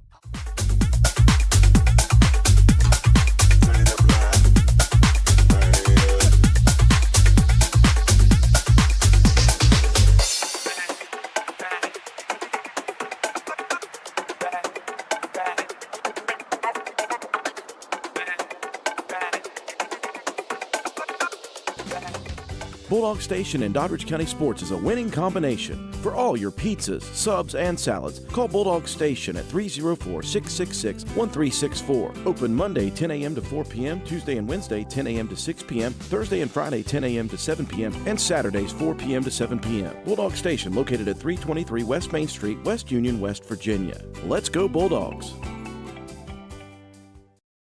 Ladies and gentlemen, welcome back, and I have great news. We have found the umpire. We are still waiting for umpire number 2, but we are going to go with number 1. They said, do you want to wait? We said, absolutely not. We're going to give you the best view in the house. There he is. There's Waldo. We've been looking for him. We have found him. It's not in red and white. He's in black and gray. So here we are, getting ready for the coaches' meeting. I don't know what else they could talk about. We've been having about an hour here of time to kill, but I think we have talked about every player. Yeah, we did. We talk about everybody, and I'll tell you, this is kind of taking it out on the team a little bit because you get in here, you get ready. Both of these teams. It's hard on you because now you're in a standstill. Now you're dead tired. Now you're going to take the field like everything's just proceeding as it should, and it's not at all. Well, we're going to see here the live meeting. The Bulldogs take the field. And we're going to see some baseball here directly, so it's an exciting time. We're going to see Mr. Josh DeHaven coming on the mound for his debut. He is a senior. He is not unaccustomed to the mound. He knows what it takes to win. He's got 33 innings under his belt as a junior, and we are going to have our national anthem. So if you will bear with us, we're going to stick this up on the screen, and we are going to have our national anthem play. And as soon as that is over, we will be back. Well, they're still talking at the plate. I got excited there.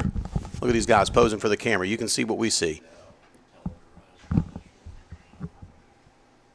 And there comes the man just getting into our screen here, Mr. Hayden Curley. We talked about him, the big hurt. He has a big hurt. I don't know what he did, but he fell. And I think he fell down some stairs. I don't know if he was trying to do something funny, but he fell down the stairs, broke his ankle, ended up having to have surgery on it. Yep. So, well, you know, he's going to be out for the year. He's a good kid. I like Hayden. So the umpire's giving the last little bit of go around here. I don't know what he's saying. I don't know if he's trying to explain where he was. He caught in traffic or maybe got a ticket from the police. Not real sure, but we are glad that he has arrived, and so are these players. So let's take a moment as we honor America with the playing of our national anthem.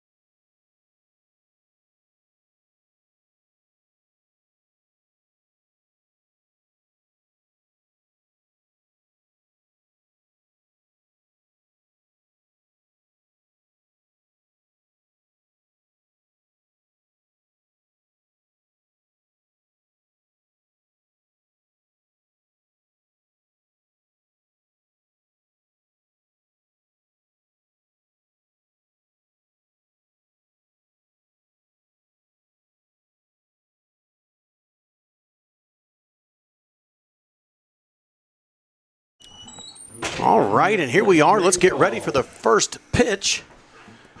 And let's go back over those lineups as we're going to see. We talked about around the horn for the Bulldogs, but for the Blue Devils, the leadoff hitter will be number 13, Kyle Bullman. The two-hole hitter, Aiden Powell. In the third hole, Casey Burkhammer.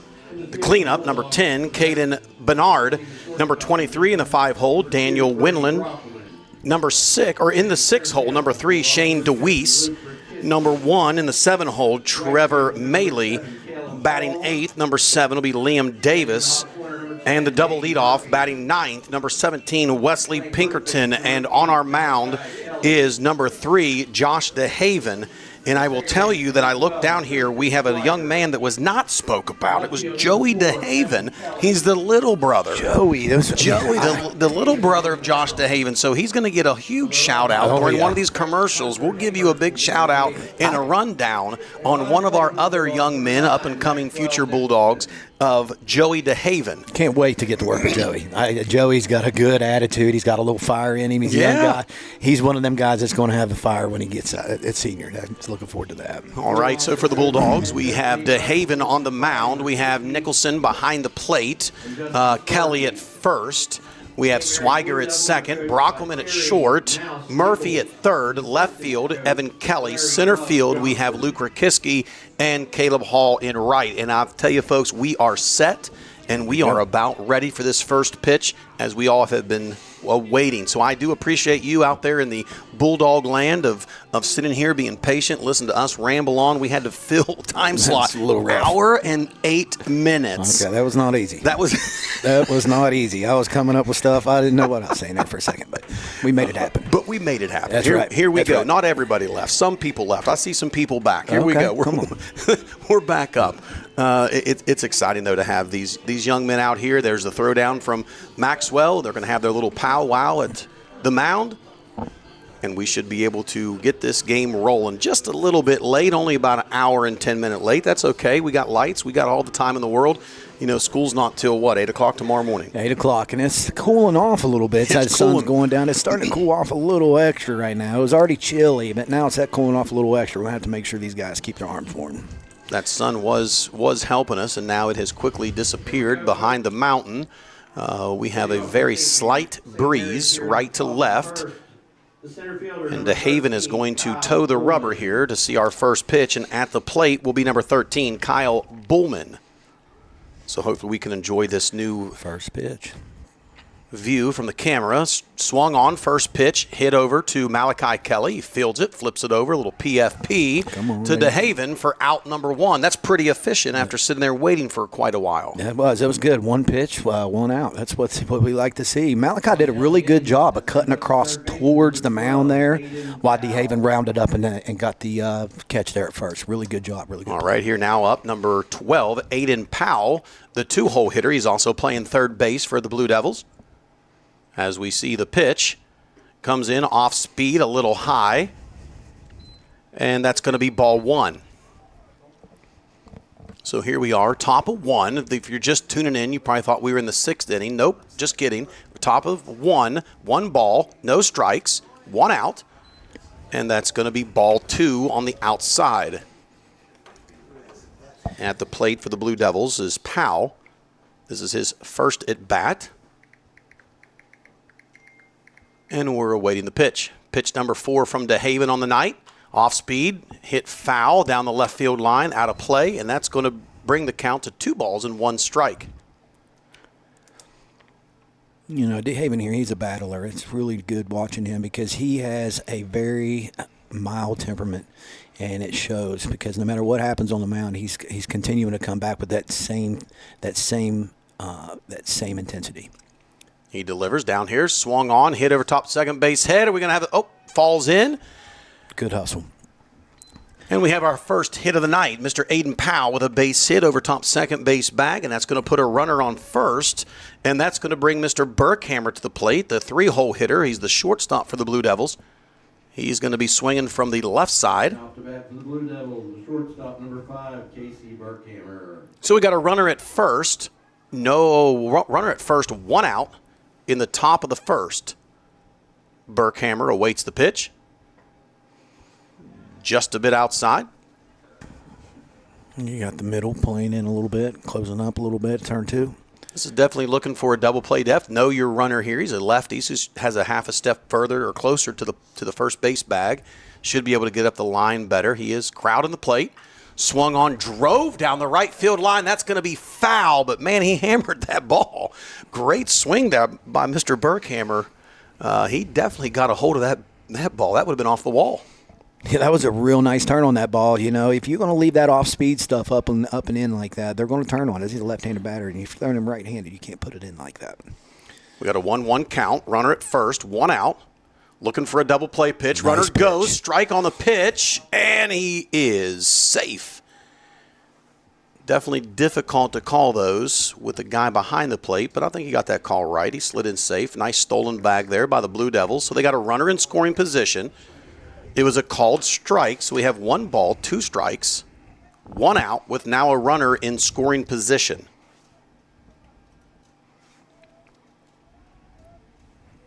DeHaven gets the signal, delivers to the plate, off speed, hits to the right side, fielded by the second baseman, gobbled up, throw over, and we got the out. So we have a runner advances, so a nice job advancing the runner. He's at third base. But now we're going to have 2 outs as the cleanup hitter comes to the plate. Number 10, Mr. Bernard. You know, Malachi Kelly coming out of that hole right there on first base all the way out. You know, that's a tough play to make. Yeah. Isn't somebody to cover the bag. So DeHaven toes the rubber, gets the signal from Maxwell. He delivers, pop fly, looks like to the infield. Malachi Kelly calling it. Nope, DeHaven calls him off, and we have the 3rd out by the pitcher. So the Bulldogs give up a hit, but no damage done on the scoreboard. That's going to take us to the bottom half of the first. We have no score, but we will be right back.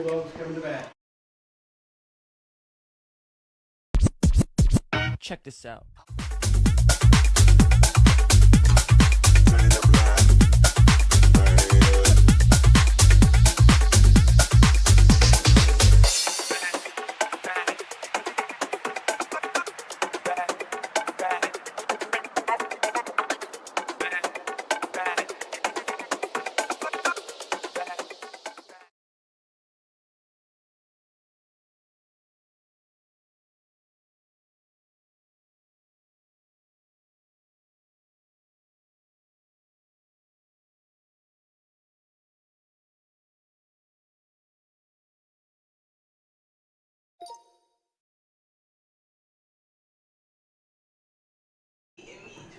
Welcome back to the bottom half of the first, and we're going to be looking at the Blue Devils.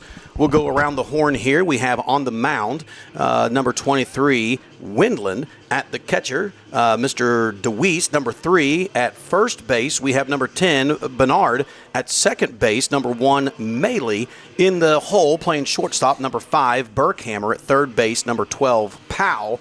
In left field, number 7, Davis, and the center fielder is your leadoff hitter, number 13, Bullman, and the 9-hole hitter will be playing right field, and that is Mr. Pinkerton. And now for the Bulldogs, we have our junior shortstop, Brody Brockelman, at the plate. Yeah, Brody, he's really good at top of the lineup. Fast hands, likes to get on base. He's good at getting on base, and he's good at getting around the bases. When you look at a leadoff hitter, you're looking for a guy that sees a lot of pitches. Mm-hmm. He can hit when he's down on the count. He draws a lot of walks. We look at an on-base percentage even more than you do your batting average. So we want to make sure that guy's on base. And he's also, when he's on base, he's disruptive. Yeah. And Brody fits that bill completely. Not only can he hit for average, but he hits for power. He led the team last year in double digits and doubles and triples. He's only been a few feet away from a home run, and so far this year, short hop left center. That's what I'm saying. He almost hit a home run. He had some pop to it, and then he's already got several stolen bags. Yeah. So Brody Brockman at the plate, awaiting the first pitch for the bottom half of the first inning. That's what it's about. Good big smile on his face, stepping right in the box. He's having fun. That's right.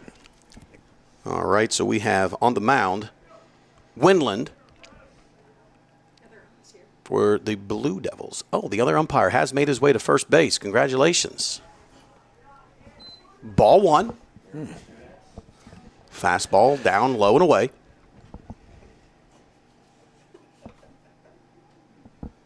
Here comes pitch number 2 to Brockman. Brockman hits the third baseman. A little bobble. Fires across the diamond for out number 1, just like they drew it up. So 2 pitches in, and the Blue Devils are sitting with nobody on but 1 out. There's a nice play by the Blue Devils, sticking with the ball there, getting it across the field. Yeah. So that's going to bring up the center fielder, senior, number 50, the Potomac State commit, Luke Rakiski. And I look for Luke here. This is about time for him to break loose. Yeah, Luke's such a good kid. He's just really just got a couple little struggles in here at the bat. You know, he's due, and when he's going to open up, it's coming. You know, he's got a lot of pop in that bat. So he takes ball one, low and away, fastball from Windland. He awaits pitch number 2 from the windup. Here's the delivery. Swung on, drove to left field. This could be, that's over his head. It's going to be extra bases. How about off the bottom of the fence in left center, and he's going to be standing on 2. That's a stand-up double from our senior, Luke Rakiski. There we go. As he has a little bomb celebration at second base. Come on. So here comes the Bulldogs, just like that. We have a runner on second with 1 out in scoring position, bringing up our senior 3-hole hitter, number 7, Caleb Hall. Caleb was a commit to University of Charleston. As I just said, he was due. He was due. He put it off the fence. Yeah, good swing, good hit. Just a few feet away from being all 4. There's the man right now, Caleb Hall. If you want somebody in the box with guys in scoring position, you want Caleb Hall in the box. Here's the delivery. He's going to see curveball for strike 1. So curveball, strike 1. He's down on the count, 0-1, 1 out. But we have Rakiski at second, and he's a threat. Rakiski can run. Here's the delivery. Fastball, low, inside, evens the count up, 1-1. I think 6 out of their 9 in the lineup I would steal with them. There's 6 out of the 9 that I've This is one of the fastest baseball teams I've seen around. They can run at every position. Here's the delivery and the pitch. Swung on, ball low in the dirt. Good read by Rakiski, and there it is, stolen base. Now, anything but the pitcher scores us a run. That's right. And these guys know it. They're unselfish in the way they play. So we got 2 balls, 1 strike. Anything but to the pitcher is probably going to put a run on the board for the Bulldogs.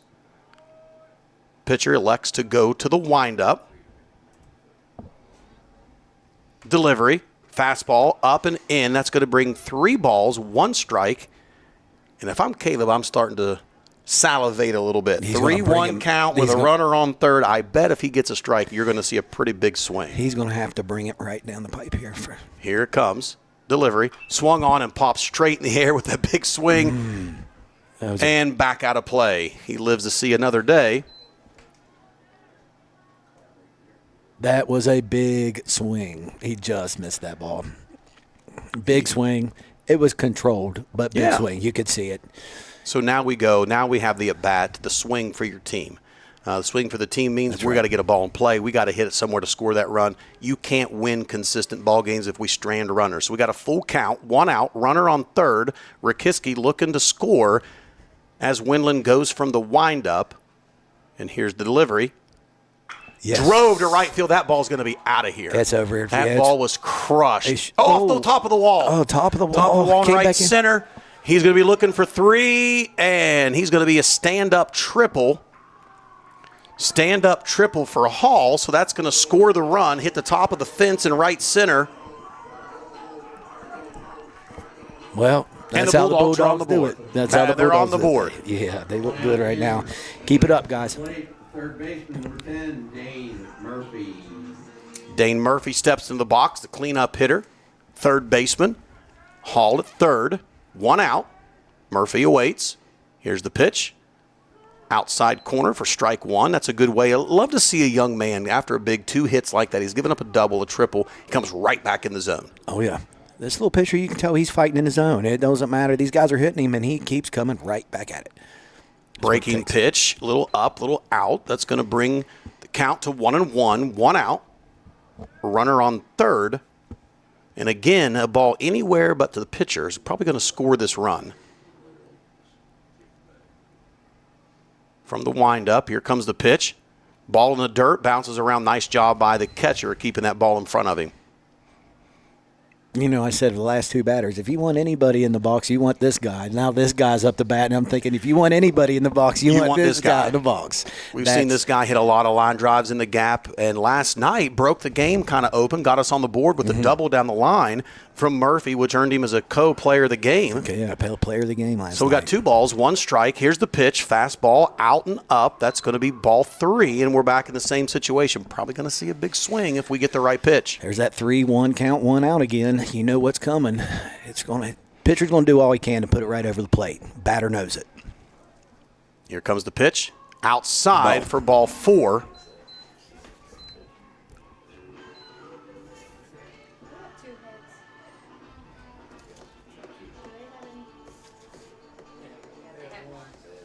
And now at the plate, the senior first baseman, Malachi Kelly. And again, this is who I'd want at the plate right now. Malachi is one of those guys. He's had a base hit. He's scored a run by a sac fly. He's produced some things. It's not always necessarily in the box or on the highlight part, but he's also been pretty solid over there at first base. Never played really first base before. But as we know, Ben, like Malachi is that type of player. He has been producing, but that is not his maximum potential yet. No. We haven't seen it. It's coming. It's one of them things where Here's the pitch. Swung on. Foul ball. Fouls the ball out of play, so that's going to bring the count. No balls, 1 strike, 1 out, and we are in that nasty part for a defense. We got runners at first and third, and I would say it won't be long till we see some movement out there because even old Dane can move pretty good. Oh, yeah. Pitcher comes set, steps off the back of the mound. Not a bad idea in this situation.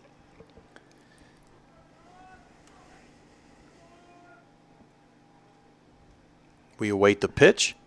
Here's our delivery. Murphy takes off. You're going to have a breaking ball low and outside, and it's not contested. So now we have runners at second and third.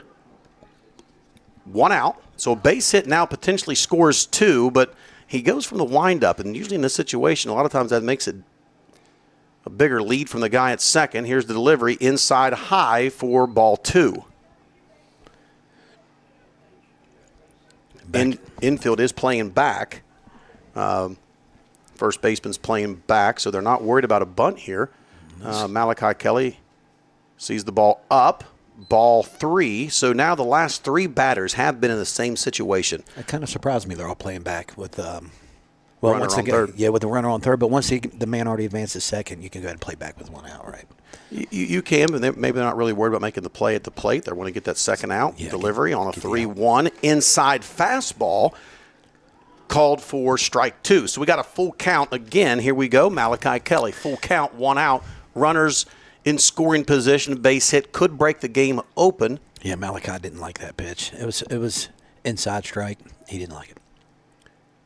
There's a line ball out of play, staying alive. You know, on that 3-1, it takes a very patient hitter to realize not all strikes are bad strikes to take. That's true. Just because it's a strike doesn't mean you should It's your swing. pitch, yeah. You know what you're hunting. Yep. You know, here's the ball on a 3-1 that I'm looking for, and I'm not going to swing unless I get my pitch. So Malachi is that kind of hitter. So good to see that out of these high school guys, man. That's elite stuff. 3 balls, 2 strikes, 1 out. Pitch on. Ball is up. We got a ball past the catcher. Hall comes in, and we once again have runners on the corners. 1 out. Murphy advances on the pass ball. And now we have the score, Doddridge County 2, the Blue Devils 0. We might be seeing a little bit of a rally like I was talking about. I think it's coming a little amongst here, first inning rally. Tristan Swiger is now at the plate. He's very lethal with the bat. Already has an extra base hit for the year. Swung on, fouled off. Malachi Kelly was running. You know, coach maybe trying to get some things, a little hit and run, getting some things going. Tristan's one of those guys that got sneaky pop. Mm-hmm. Oh yeah. Tristan, he's a good contact hitter. Plus, I mean, here recently he's been putting the ball off the fence. Runners moving again, lengthening it out there. So once again, we have 1 ball, 1 strike, 1 out, and we've got runners at second, third. I could see him hitting running right here. Could be. Yeah. Ball outside. 2 balls, 1 strike, and now as a batter, your strike zone is way more selective. We're looking for a ball that you can go gap to gap with. So I'll be venture to see if he is patient at the plate looking for his pitch. Here's the delivery. Breaking ball outside of the plate. Again, nice job by the catcher, keeping the ball in front of him. Good work, good movement. 3 balls, 1 strike. And you get worried as a pitching coach. A lot of pitches already first inning from your pitcher. Here's the ball. Swung on. Hit to right field. It's going to be deep enough, though. It might land. just foul by about 2 feet. Well, second 2 chance feet. here for Tristan to get the bat on the ball a little better. So that brings us to a full count. That wasn't a bad hit. That was actually pretty far out there. Yeah, the right fielder, if it hits the line, he's going to be going to 2 easily, scoring easily. both runs. It's probably a good thing the right fielder didn't catch it because we would have scored a run and our runner would have tagged up and been standing on third base. Yeah, Tristan's another one that's really due here. I'd like to see him do something good here. Fastball up and in, draws ball 4. Now we're sitting bases loaded, 1 out, and that's going to bring Evan Kelly to the plate, the lefty, our junior, and he's already had a couple good barrels this year. Evan has been on the whole time, so it's not like Evan's due. He's made some really solid contact. Evan is a kid that has just put in so much work, and it's paying off. Oh, it is. This guy came up to me last year. He said, well, what can I do at home? That's what you look for. I went and bought him a medicine ball, and, he comes back now throwing like he is, and it's just like, what did you work on? He's like, well, I did it a couple of days a week, all through the winter. You know what I'm saying? A couple of days a week, that's pretty good for a guy at his age, And it shows. It just shows the little stuff, their nutrition, the way they were looking at what they're eating. All these guys have really been putting in the work all the way around. That's going to be a fly ball, shallow, because the second baseman going to catch it. Infield fly rule is probably going to be called there. Tag up. Sent him. And he got him at the plate. It's all right. Got him at the plate. So we had an infield fly. We tried to tag. That's maybe a little questionable there, but that's all right. A little aggressiveness. The Bulldogs at the end of 2 score 2 runs there. So we go to the top of the second inning with the Bulldogs 2, the Blue Devils 0, and we'll be right back. Mission in motion. In Doddridge County Schools, our students are becoming future ready, rising up with bright minds and big goals. Together, we are united to make a difference.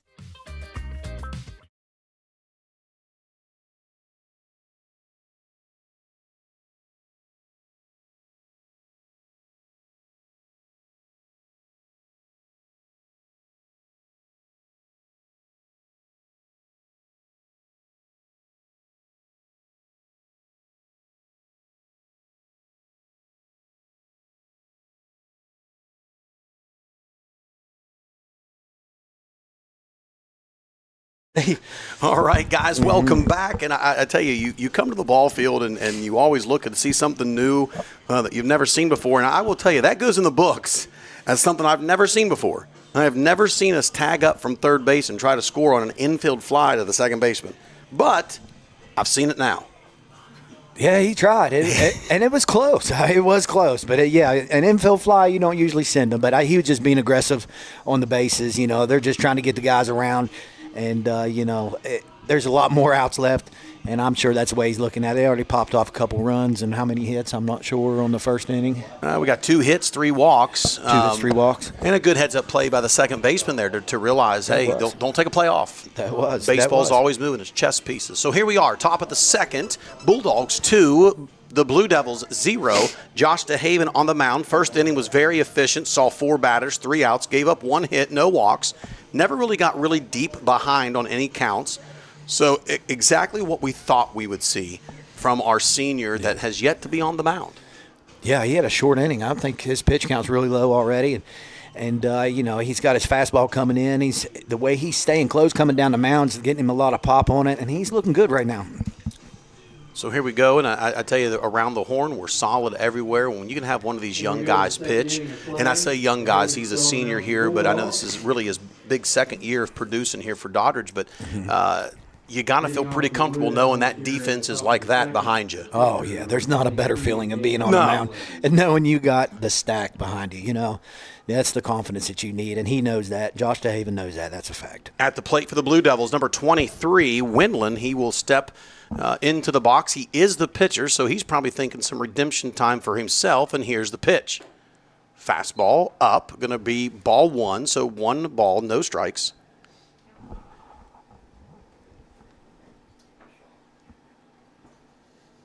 DeHaven gets his signals. Starts his delivery from the windup, a slow windup, off-speed pitch, comes breaking inside on the hands, and that's going to even the count up. 1 ball, 1 strike. And a nice little change in tempo right there. Not tempo, but timing as far as in his delivery. I kind of noticed it. 1 ball, 1 strike. Here comes the delivery again, down the mound, foul ball, straight back. He works ahead. Now he's got 1 ball, 2 strikes, and it kind of opens up the ability to go out of the zone. Getting up in the count. This is what we work for right here. Up in the count, now you can play 1 pitch. Maybe, you know where to put it. You don't have to put it right over the center of the plate. Ooh. Just a bit outside. That's a good pitch. Great miss. Real nice pitch. 2 balls, 2 strikes, no outs here at the top of the second. We have the pitcher for the Blue Devils on the mound, number 23, Daniel Winland. Count is even. Here's the delivery. Fastball swung on. Nice base hit into left field. Going to be gobbled up by the left fielder, but not before it hits the turf. And that puts Winland at first base. So a leadoff single is exactly what you would want to see from the coaching staff of the Blue Devils. Let's get right back out there, get runners on base, and let's get number 3, Shane DeWeese, the catcher, at the plate. That was a nice hit. That was a real nice hit right there. Good piece of hitting on a 2-2 count.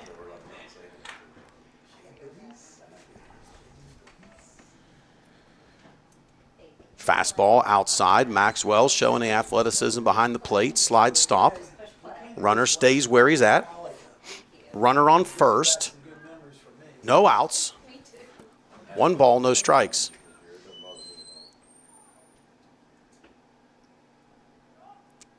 Outside corner again. Misses. Ball 2.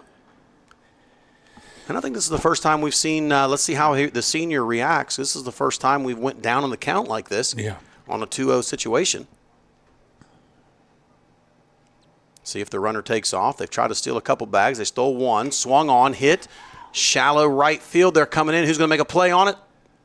Hall comes up and catches it out of foul territory. That's going to be first out. What ground that could be covered right there. He literally came all the way in right behind the first base and caught that ball. Right That's fielder amazing. come all the way in and caught it on the S of the dogs behind the first base. Good job, Caleb Hall. So now we've got runner at first, 1 out, and that's going to bring the 7-hole hitter to the plate. The second baseman, Maley, pitch down. Nice pitch. On the corner, that's what he was looking for in the first 2 pitches to the last batter, trying to catch that corner, and he does that time. No balls, 1 strike. 1 out, runner at first.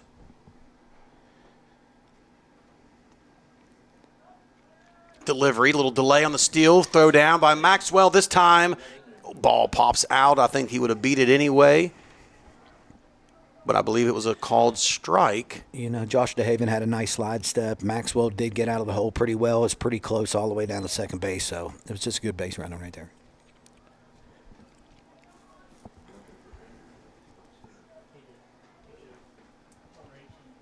Runner at second puts him in scoring position after the leadoff single, and that catches the outside corner.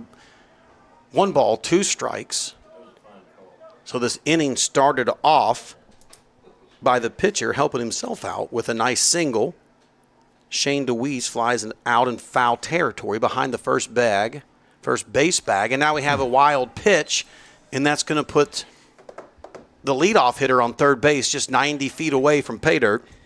I was just talking about earlier about them balls in the dirt. When you got good breaking pitches and you're trying to keep your balls low, it's going to go in the dirt. Yeah. And that one just got away a little too much outside. You can pick 20 balls out of the dirt, one of them's going to squirt. It's really tough, So now we got 1 out, a ball anywhere pretty much, but the pitcher is going to score this run, and we have fastball to the outside, and we're looking at our first full count. 3 balls, 2 strikes, 1 out, runner knocking on the door at third base. And DeWeese is at the plate. Here comes the delivery. Swung on, foul ball. It was a nice pitch.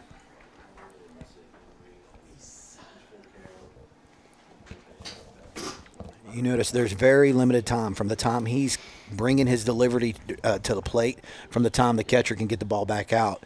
There's not very much time there. So that allows the catcher to get the guy out whenever he's trying to steal. Here's the delivery on a full count. Swung Nice on pitch. and missed. That's exactly what we were looking for. Strike on the outside corner, just out of reach of the bat.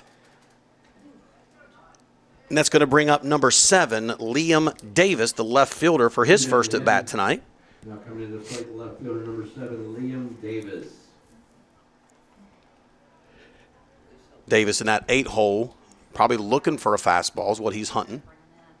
Start off fastball inside, Pitch. swung on and missed for strike one, and that's a quick way to work ahead after going down in the count for the last batter or two. Josh looks really good right here. He's in his zone. He's staying in that arm slot, and he's keeping him in there. He's working back and forth on the plate. He looks real good. Fastball Nice pitch. fouled off. Now we go quickly 0-2. Now it opens up the ability for pitches. I'd say we're probably going to look something on the outside. He's trying to live there tonight. I would hope he would not put it over the plane of the plate right here. Stay away from there. Make him a swinger, not a hitter. Yeah, keep it off the plate right here. This batter's already swung twice. There's no need to throw another strike here. We'll see what happens.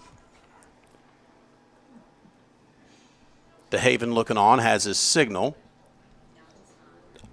Fastball outside, and that's going to bring up 1 ball, 2 strikes, 2 outs. Good spot. Good spot by DeHaven.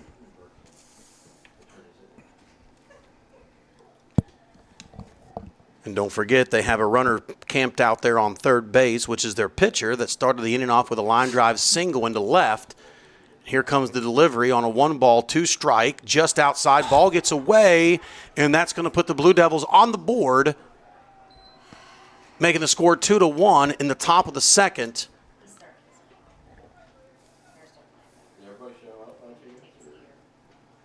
That's what happens when you put the ball in play. When your leadoff hitter gets on base, the percentage of you scoring a run that inning is just magnified completely. You got to make things happen. That's stolen base, 2 wild pitches. Fastball, just a bit up. That's going to bring 3 balls, 2 strikes. Now what we have to happen here is get the out. Don't let a snowball effect happen. Yeah, how DeHaven responds right here is really important. He just had a guy running the senior leadership. We'll see it.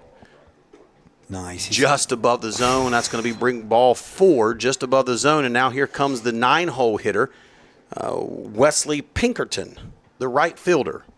Now at the bat for St. Mary's, the left fielder, number 17, Wesley Pinkerton.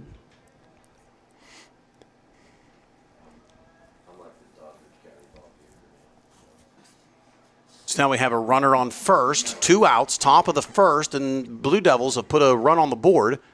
2-1. Here comes the pitch. Starts off with a strike on the outside corner. DeHaven's all over these corners. It's looking really good. I mean, he got a little bit behind that last batter just because he was trying to work corners. He's looking really good here. So here he has his signal. From the stretch, delivery down the middle, swung on and missed. So we're quickly back to the 0-2. Now let's finish it. I say this guy right here, he's probably going to put it right in and finish him. Go after it. Don't let off. We don't want to get back to the top of the lineup right here in the second inning. Ball on the outside corner, got him to chase. So at the end of the top half of the second, we gave up a hit, a run, no walks, no errors. Our score is 2-1 as we go to the bottom half of the second inning when we return. Key Oil Company has been a proud member of the North Central West Virginia community since 1978. Key Oil Company has been drilling and producing gas and oil in West Virginia for nearly 50 years. Home office located in Weston, West Virginia. Key Oil Company is a proud supporter of all Doddridge County student athletes. Let's go Bulldogs! Ellenboro Floors, located at 23 West Washington Avenue in Ellenboro, West Virginia, is a family-owned and operated business. We have a full showroom with displays of flooring ranging from luxury vinyl plank, tile, hardwood, carpet, sheet vinyl, carpet tiles, and more. We offer commercial and residential installation. Let's turn your home or business into something special. Call 304-869-3969. Financing is available. We are open Monday through Friday, 9 a.m. to 5 p.m. That's Ellenboro Floors, located at 23 West Washington Avenue in Ellenboro, West Virginia. Call 304-869-3969 or visit us on Facebook. Welcome back. Bottom half of the second inning, and we've already got some runs on the board. If you're just joining us, we're an hour and 10 minutes late. We had the late arrivals of the umpires. We finally had one gentleman show up about an hour or so after the normal start time. So Justin and I sat here and rambled, did the best we could to keep people's attention. Talked about some things, got to talk about every player on the team, and at the top half of the third, After this, we're going to talk about a young man that didn't get a lot of love at the beginning, Joey DeHaven, number 5, one of our other freshmen. So stay tuned for that. But what this is going to do is bring the first bat of the year by Hunter Hayhurst, number 11. He's the DH batting in place of our pitcher, Josh DeHaven. So he awaits his first pitch of the season. Fastball in off the hands. That's going to be a flare to the first baseman, and that's quickly going to bring one pitch, one out. And that's what you're looking for if you were the St. Mary Blue Devils. Well, yeah. Oh, yeah, that one pitch, one out, that's good for a pitcher. They love those. At the plate, number 9, Maxwell Nicholson, the catcher. Maxwell had a nice line drive last night, if we remember, in that exciting game. He had a RBI line drive into left field. I can't say enough about Maxwell and how much he's improved behind the plate. He awaits his first pitch of the night. Fastball on the inside of the corner of the plate for ball 1. So we've got 1 ball, no strikes, 1 out in the bottom of the second. You know they're hungry when a pitcher throws a ball and the batter's upset. Yeah. You know. They want to hit. Yeah, they want to hit. Here's the pitch inside. Oh, umpire was going to call it, then decided not to. That's going to be a little bit inside, little up. 2 balls, no strikes. And so here comes the delivery. Fastball on the outside of the plate. That's going to catch the corner. He got all 17 inches of that one. Right on the white, and that's going to be strike 1, fastball to the outside. So 2 balls, 1 strike, 1 out. Bottom of the second, this is Maxwell Nicholson. Fastball inside. Man, he is just missing that inside corner, just missing it. Good patience by the batters. Until the umpire calls it, don't swing at it. Yeah, once these guys have figured out what the umpire likes, that's where they start putting it. That's for it. Sure. 3 balls, 1 strike. Here it is, the 3-1 count. That's going to be a ball in the dirt. And that's going to bring the lead-up hitter, Brody Brockelman, up to the plate. Brody is 0 for 1 tonight.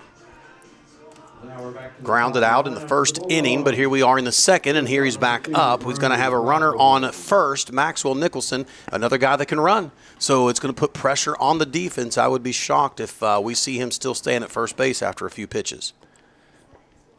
If I don't believe right, I believe the gentleman just stepped on the mound and then went to the stretch on the mound. Trying to keep him honest. They've got the memo. They know these dogs can run. It's a nice little pick there. Nice little move. Brockelman digs into the box. What year is the guy here? I'm not real sure. They don't give us a whole lot of other information. Maybe if somebody knows the year of the pitcher. Kind of looks like maybe a younger gentleman. Awaiting the delivery. Here's Brody. Digs into the box. 1-0 count. Fastball outside. That's going to stay out there for ball 2. And now Brody's hunting his pitch on 2 balls, no strikes. A little bit more selective now of what he's going to take a hack at. Runner on first. Maxwell getting antsy over there. Fastball to the outside. That's going to quickly bring the count to 3 balls, no strikes. And what they don't want to do is have multiple runners on base with these next 2 seniors coming up. No, the next 5 batters. You got guys on. They want to get an out while they can. Yeah. So right now we have 1 out. It was a first pitch out by Hunter. Flare to the first baseman, a walk by Nicholson, and now Brody at the plate sees ball 4. And that's going to be runners at first and second with 1 out. And that's going to bring up Luke Rakiski. Last at bat for Luke. He put a double off the base of the wall in left field. And now he's got runners in scoring position.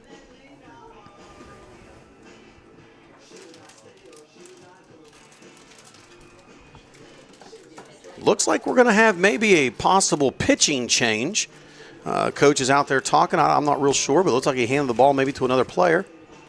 I'll tell you, the boy there from St. Mary's, his pitch count's up a little bit. It is. Yeah, it's up a little bit, and it's one of them things where if you're looking out for your guys, if you're looking out for your pitchers, you really want to watch what their count is. It's not a wrong move right now, and depending on where his pitch count is, as far as with his pitching coach, it's not a wrong move. So what we're going to see is the third baseman slide over to the mound, number 12, Aiden Powell, and then the pitcher go over to third base. So let's take this moment, Justin. Talk to me a little bit about our young man, Joey DeHaven. Joey DeHaven. Let's talk about Joey. Joey's one of the freshmen that came out, and he's one of these guys that I see a fire in him that, you know, when you see a guy that comes out on the mound, he's a freshman, he's kind of working his way, he's wanting to get the experience, but then he goes out there and you give him a chance to pitch him against these big guys, and he just goes after him. You know, he's a freshman, and he just has nothing to lose, and he's wide open, and he was like, you could tell, just see the fire in his eyes. Yeah. You could tell the individual's got what it takes to be a good ball player, and I'm just really looking forward to working with him. I'm really looking forward to what he's going to bring to the plate here in the next 4 years. He's got a lot to offer, and I like his attitude. Little Joey DeHaven's a good little kid. You know, you look around the diamond here for the Bulldogs, and they have only 3 seniors. Now, I mean, when I say only 3 seniors, they have 3 seniors that start, and then you throw in the older brother DeHaven, so 4 seniors that see a rotation. Mm-hmm. There's going to be some places that need to be filled. Oh, yeah. And so if you want to fill it, you got to be willing to play wherever. The potential with Joey right now. Like, I watched him throw the other day. I haven't really got to work with him much, but just the potential. You can see when you see certain guys throw, you know that they know the understanding of kinetic energy. And whenever you see guys that are young that haven't been worked with, but they're still getting kinetic energy, you know those are the guys that you can add this, that, right, or just do a little bit of maneuvering and really get the extra out of them. I know the staff here is excited about him, so big shout out to Glad Joey to have you, DeHaven. We're excited about him, so that does wrap up all of the Bulldogs for tonight. So if you actually had the patience to stay with us through that whole hour and 10-minute delay, you got to hear about every one of these young men. We hyped them up. That's There for we sure. go. Now, let's talk about some hype. Let's bring the senior 2-hole hitter, Luke Rakiski, to the plate. Last at bat had a double off the base of the wall. And now he steps into the box with runners at first and second, 1 out. We know he's looking for something he can drive. Swung on, hit into pitch. right field. That's going to be caught by the right fielder, but that's going to allow the runner at second to tag up. So we do advance the runner, so nice job there. Puts runners at first and third. No outs, and that's going to bring our other senior hitter, Caleb Hall, to the plate. Last at bat, he had a triple off the top of the right center wall. You know, we're just talking about having guys on base and having these guys come up in the batter's box. It's hard to say, but like some of these guys, it's almost worth even pitching them out. I know not in this situation, but the other night when we were playing Lincoln, it was a situation when he came up. Like, what do you do in that situation? Guys on, you got Caleb Hall in the box. Do you throw to him, or do you bone out and then try to let him on base? You know, but I bet you that coach going home was talking about it. Here we go, delivery, swung on. He's hungry for it. Probably should have let that ball go. So we could have had Brody Brockman had a great jump. Great jump. He would have been standing on second base, but instead we bring him back to first. Foul ball brings the count, no balls, 1 strike, and we are looking at 2 outs. Runners at first and third. Maxwell at third, Brody Brockman at first. Here's the pitch. Swung on, fly, hopefully gets out of here. Foul ball, yes sir, and now we're quickly looking 0-2. You can tell these 2 seniors want to hit a baseball hard. Maybe a little more patience would help. So when we talk about controlled violence, you know, these guys, they get intensity in their heads, just like Caleb right now. He is as intense as it gets, but he's calm. He's controlled, you know, and when he swings the bat, you hear the bat being swung. That's for sure. Pitcher on the mound, Powell. He gets his signal from the stretch. Brockman's running, and that's going to be ball 1. Fastball up and out. So we're going to have runners in scoring position, runners at second and third. This is a big moment for the Bulldogs. It's a 1-run game, bottom of the second, 2 runs to 1. Bulldogs lead by 1. Here comes the pitch. Fastball inside, going to even the count up at 2-2 with 2 outs. Caleb digs into the box. And here comes the delivery. Fastball inside, not a bad idea if you're the Blue Devils. That's going to be 3 balls, 2 strikes. What's he thinking here, Dad? I know what I'm thinking. If any ball near it, I'm going to try to see how far we can hit it, but we got to make sure we score these runs. That's right. 3 balls, 2 strikes, controlled level swing, ball 4, and that's going to put Hall on first base. Now, Dane Murphy, you didn't dodge a bullet. Now we got bases loaded, 2 outs, and Dane Murphy at the plate. I think that answered my question earlier. Do you walk Caleb the other night against Lincoln because Dane Murphy comes right behind him? Can't. You can't walk. You can't walk guys in this lineup. That's right. Who are you going to face? Yeah. Next guy up. There's no sense in not walking because you got another one coming behind him. Here comes Dane. That ball is called strike. I don't know how he's seen it. Looked like the catcher stood up to catch it, but here we go. We're down, no balls, 1 strike, 2 outs. Bases are loaded. Cool spring evening. Fastball drove on by, way out of play. So we're looking no balls, 2 strikes. This gentleman has come off of third base and has consistently thrown strikes here. Yeah. Has done his job. No balls, 2 strikes to Dane Murphy, the cleanup hitter. Pitch low and away for ball 1. Yeah, pitcher would have really been pushing it. Put another one right over the plate right there. He might want to stay away for another pitch or 2. Yeah. Dane looks on. Fastball hits off the top of the head, and that's going to be a hit by pitch. That's one way to use your head. Don't rub it, Dane. Don't rub it. Get up the baseline, hard 90. So here we go. That puts a run across the board. And now we go to Malachi Kelly. Again, a guy ready to break loose any moment. No better time than right now. We got bottom of the second. Score is 3-1. We got nobody on, nobody out. I'm sorry, nobody on, 2 outs. Bases are loaded. I don't know what I'm thinking. I'm seeing no balls, no strikes. We got bases loaded, 2 outs. I hear the heckles from the back of the crowd here. No, we are not drinking in the box. We have talked for 2 solid hours. Fastball outside, ball 2. And what's funny, Ben, I still got more to say about them. I could got talk more to about say. these boys all day. I could. We're going to give the headset to these guys down here, Mr. Perfect. Bases loaded, 2 outs, 2-0. Strike 1 to Kelly. Oh, they're laughing at me because I said nobody on, nobody out, and there's literally bases loaded, 2 outs. He's like, couldn't be more wrong. And so here we go. Everybody's like, well, it's me. Oh, I got you. It's not you, it's me. Give him the headset. Let him go at it. Yeah. Yeah. No. So now we're looking at 2 balls, 2 strikes. Let's get it right this time. 2 balls, 2 strikes, There 2 we outs. go. Score is 3-1. Here comes the delivery. Malachi takes ball inside. That's going to be a full count. All right. Full count. Base loaded. 2 outs. Good base hit in the gap right here would be pretty nice. Let's get a couple runs across the board. Swung on and missed. And that's going to be strike 3. So the Blue Devils dodge a huge bullet right there. Excellent job by the third baseman that came in to relieve Mr. Powell and retired the side right there. And no runs scored after he came in. 1 runner. There's 1 runner. I tell you, you can't leave it. It wasn't. You know, we can always, think about the good, bad here, there. Leaving runners on base is something that we really struggled with last year. I really see that's something that we really need to do better at. Point of emphasis. Yeah, the point of emphasis. But I think also having the runners on base like we did, yeah, they did have a couple outs before they got on and that and all. But just getting them around is really important. Like, we can't be leaving runners on base, but off to the next inning here. Let's take a short break and hear from our sponsors.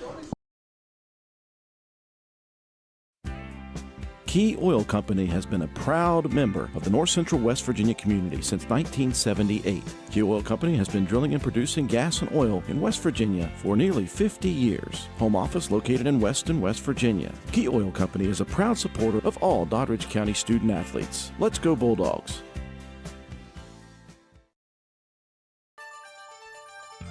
Looking for automotive service you can trust? Turn to Rokiski Service Center in Clarksburg, West Virginia. Family owned and operated since 1924. We've proudly served generations of local drivers with dependable, honest automotive care. From routine maintenance like oil changes, brakes, and tires, to lift kits, custom wheels, and off-road accessories, we help keep your vehicle ready for anything. Visit Rokiski Service Center at 798 West Pike Street or call 304-623-2836 today. That's Rokiski Service Center, 304-623-2836. And welcome back to the top of the third, where the Blue Devils showed a lot of resilience by not throwing in the towel there with bases loaded. They found a way to get 2 outs, only allowed 1 more run to come across that plate. And here we go, top of the third. DeHaven starts off with a strike. Working on that FPS, and we have the number 13 at the plate. Their leadoff, Kyle Bullman, at the plate. He's 0 for 1 today so far. Swung on, drive into right field. Nice base hit in between. Hall thinking about it and made a good decision.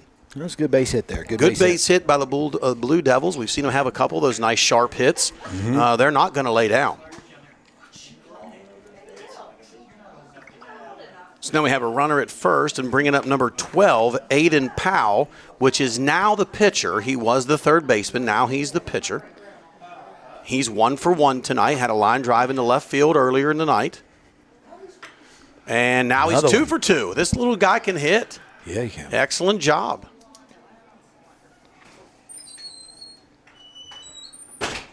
So all of a sudden, the Blue Devils are showing a lot of signs of life as they bring the 3-hole hitter, Burkhammer, to the plate. He's 0 for 1.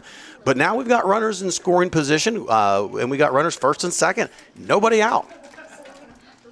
This is still just a 2-run ball game, so everything's in striking position. DeHaven steps off. Good move, good move. DeHaven's still in the zone. He's still pounding the zone. They're just squirting some balls in here and there. There's nothing wrong with that. It's just baseball and how it goes. As long as he keeps going at it, everything's going to turn out. Here comes the delivery. Swung on, drove into left field. Do we make a play? And that ball hits the ground and gets by the left fielder. That's going to score a run. That's going to bring the guy from second into home plate. Now we're going to have a play at third base. And we missed the baseball. Now we got runners at second and third.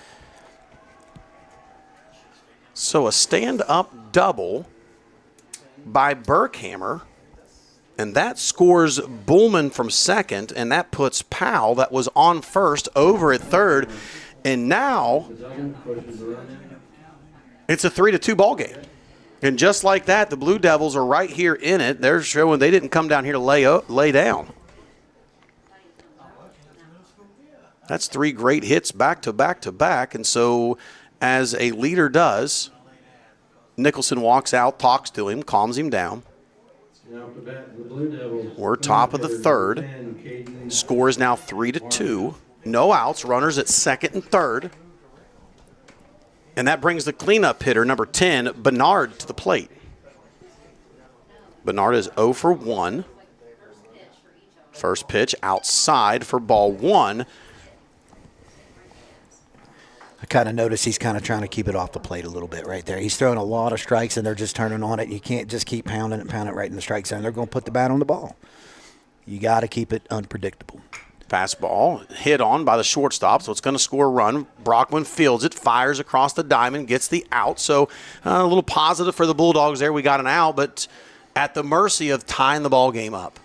So the score is now 3-3, and we've got a runner on third. So the go-ahead run for the Blue Devils is 90 feet away, and in steps the 5-hole hitter, Winland. I got to give it to this St. Mary team. They're battling back. They're doing all they can, putting the ball in play, making things happen. They're a young team, but they're fighting. DeHaven challenging right off the bat. Throws strike 1. Now we have no balls. 1 strike, 1 out. Runner at third. Winland at the plate. Here's the delivery. Ooh, he tries to throw his elbow in there at it, but ball 1. Yeah, it didn't look like he wanted to move out of the box. He would have definitely took the ball. So here comes the delivery. Off the plate. And that's going to get by the catcher. Throw over here to DeHaven, just not in time. So wild pitch. And that's kind of what's happened in these first few runs. We've given up runs by not keeping the ball in the zone. When we're not in the zone, we're throwing a wild pitch. And that gets tough on a catcher, having to slide out every time to try to make a defensive stop. And that one got away. So here we are. The ball game is now in favor of the Blue Devils, 4-3. We got a 2 balls, 1 strike, 1 out to the batter. Swung on and hit back to DeHaven, fielded nicely by the senior, and he flicks it over to first base. And now we have 2 outs.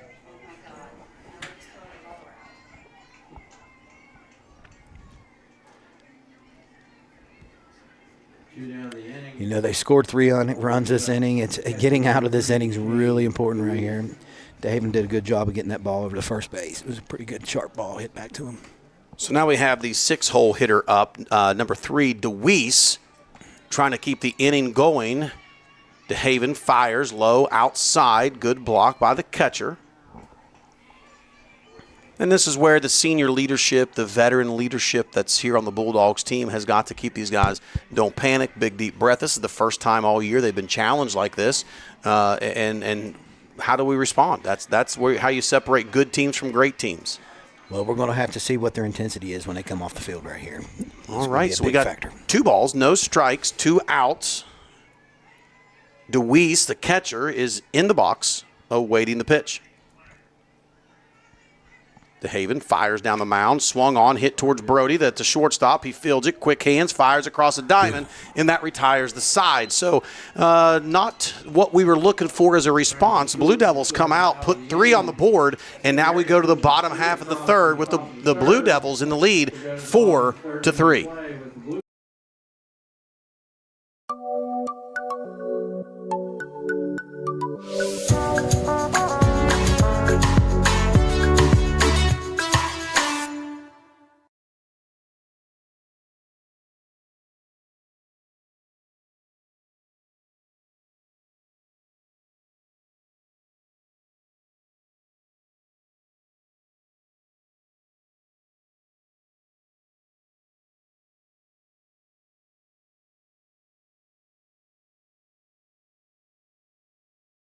Mission in motion.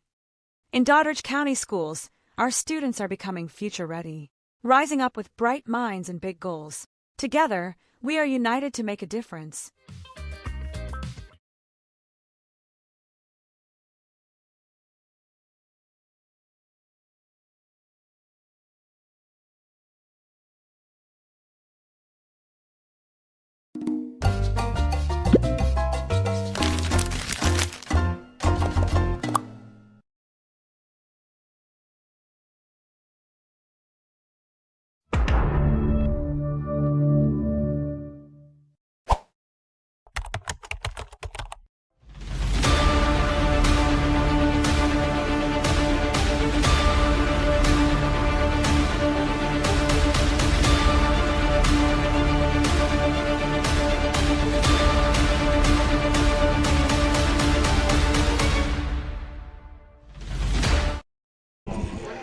All right, ladies and gentlemen, welcome back to the bottom half of the third inning. And the Blue Devils showed a lot of life right there, a lot of resilience, jumping back into the saddle, scored a couple runs, manufactured them off of 3 good singles in a row, or 2 good singles in a row, then a double. They made it interesting right here. They have. They've made it interesting. So here we go. We're going to send Tristan Swiger to the plate.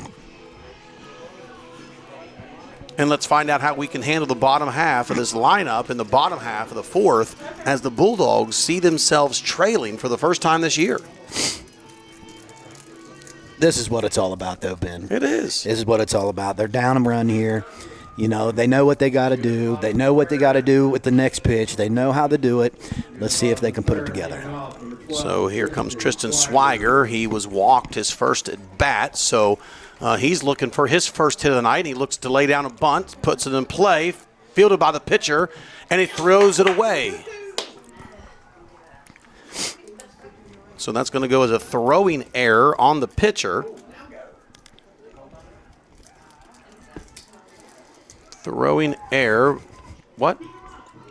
Oh, he's going to say he was on the inside of the white line, I think he's going to say. We got a little question here.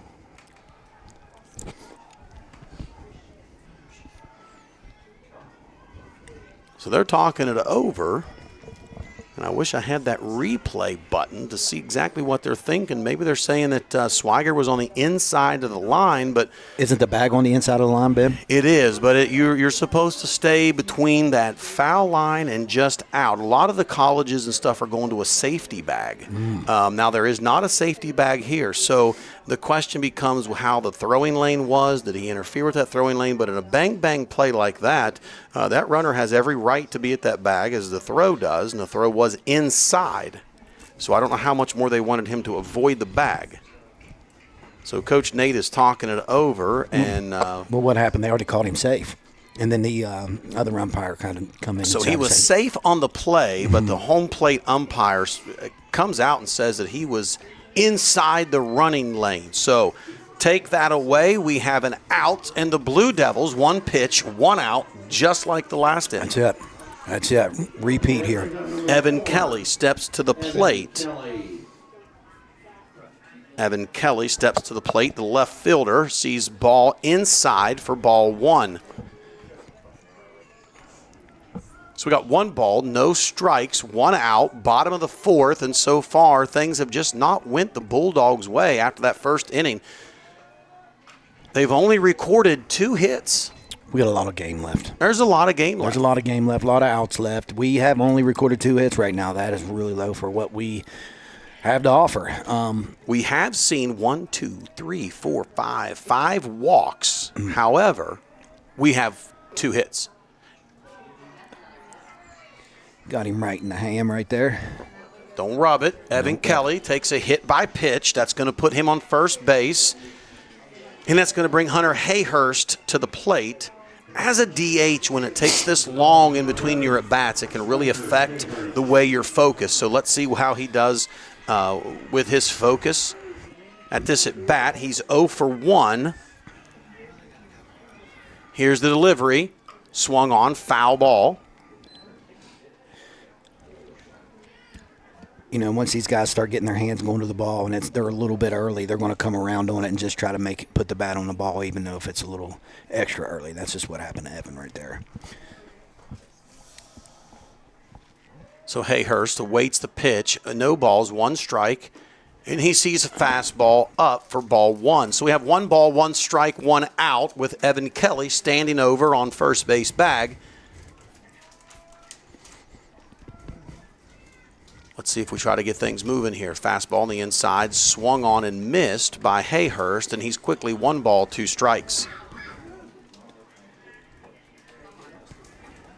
It would be really nice to see us get to the top of that lineup, and I really feel we say this the 3rd time that you get your at-bats, we should start seeing some pretty good production. Yeah.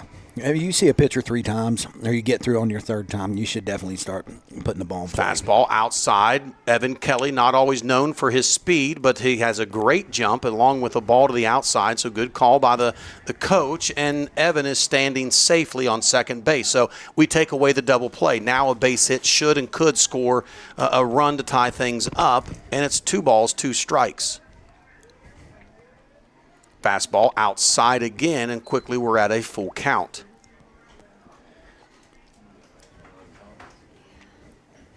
So the Bulldogs are down right now with a score of 4-3. Fastball on the outside corner, and the umpire decides a little late, but rings him up, and that's going to be a watched strike 3. So this brings up the 9-hole hitter. 9-hole hitter Maxwell Nicholson comes to the plate, and he's looking for his first hit of the night. Now I'm real confident with Maxwell in there. So we have a runner on second. Base hit should score him with 2 outs. He swings on, pops the ball up, fouls it back out of play. And that's going to bring up no balls, 1 strike, 2 outs. Bottom of the 3rd inning. Now, if you're just tuning in, you're wondering why is it the 3rd inning. We had an hour and 10-minute delay waiting on the umpires to get here. So it's been quite the eventful evening thus far. You know, but I'm looking over there on the screen. I'm really impressed with the camera angle there. That's really nice to have for high school baseball, I tell you. It's crisp, it's nice, and if you look up the top, you'll see us in the top of it. So not only do you get to see these athletes, you get to see us as well up there. So please, if you would, just focus a little lower than the white box. 2 balls, 1 strike. This is what's fun about baseball. You got time to kind of joke around a little bit, especially when you've had these delays. So 2 balls, 1 strike, 2 outs, fastball high. Big pitch here. This is big pitch waiting on. 3-1 count, 2 outs. Man on second in scoring position, and they're just going to feed the ball. He's going to try to feed the ball. Pitcher's going to try to feed the ball in. 3 balls, 1 strike, 2 outs. Fastball outside get it there. corner gets away. Evan Kelly does a great job right there. Evan does a great job at advancing on a ball in the dirt. And that's going to put Maxwell at first. So we got runners at first and third, 2 outs, with our leadoff hitter off. Here we go. You wanted to see the top of the crew, so here it is. So Brody Brockman 0 for 1, but drew a walk his last time up. Good angle here to where we can see the pitcher, the hitter. 1 ball, or no balls. Ball outside, so now we called what was not into what is. 1 ball, no strikes. 1 ball, no strikes. 2 outs, and now we have runners on second and third. Brody, fast hands. Be a good time to see a barrel in the gap. Here we go. Fastball inside. Ball 2. Brody doesn't get rounded. A lot of guys, when they get to the plate and they've been walked a couple times or they haven't seen the pitch they like, a lot of guys will start chasing. Brody will not. He'll stay patient in the box. He knows what he's looking for. Fastball up and in. Ball 3. He has that demeanor. He has that right demeanor when he's at bat, that's for sure. Made a couple good plays. He has. Last inning he did. He's looked better tonight on shortstop than he has the last couple games. He's done a good job. And ball 4 to the batter. So now Luke Rakiski comes to the plate, our senior center fielder, comes to the plate with 2 outs, and St. Mary's wants to talk it over. So they call timeout, and we'll do the same as we hear from our sponsors while he's having a little powwow on the mound. Bulldog Station in Doddridge County Sports is a winning combination. For all your pizzas, subs, and salads, call Bulldog Station at 304-666-1364. Open Monday 10 a.m. to 4 p.m., Tuesday and Wednesday 10 a.m. to 6 p.m., Thursday and Friday 10 a.m. to 7 p.m., and Saturdays 4 p.m. to 7 p.m. Bulldog Station located at 323 West Main Street, West Union, West Virginia. Let's go Bulldogs!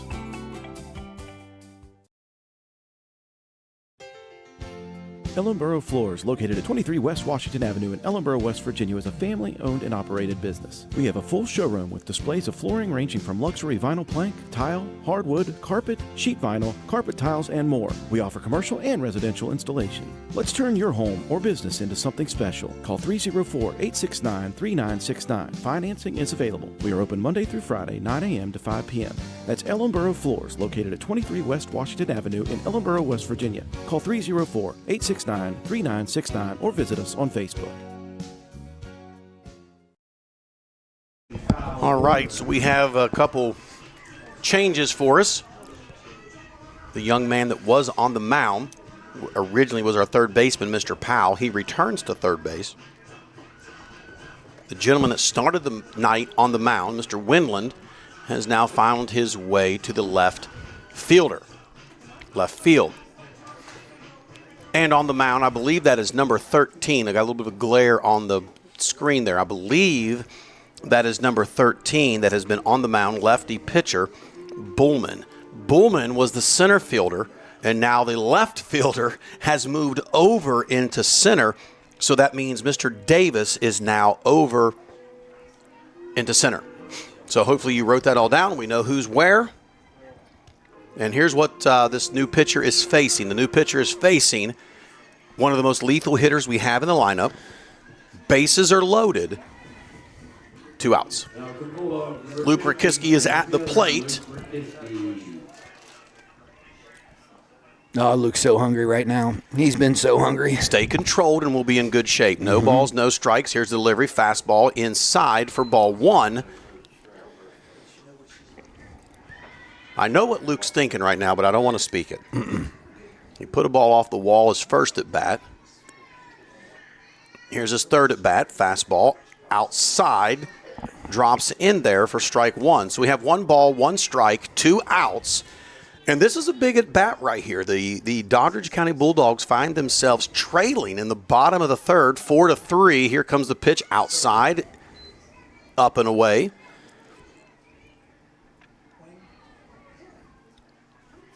So now we have 2 balls, 1 strike with 2 outs. Bases are loaded. Maxwell Nicholson's at second. Foul ball right back in our eyeballs. I think Paige ducked under the table. I think she dove. I don't want to say she's laughing. So if you look up in the screen right now, you're going to see her ducking away. She's laughing because she flinched massively. I will say that we are fully protected by probably 10-gauge wire and very thick glass. There's absolutely no way we can be hit by a baseball. Here's the pitch, 2-2. Swung on, foul ball. 2 balls, 2 strikes, 2 outs. Bottom of the third, Rakiski is at the plate.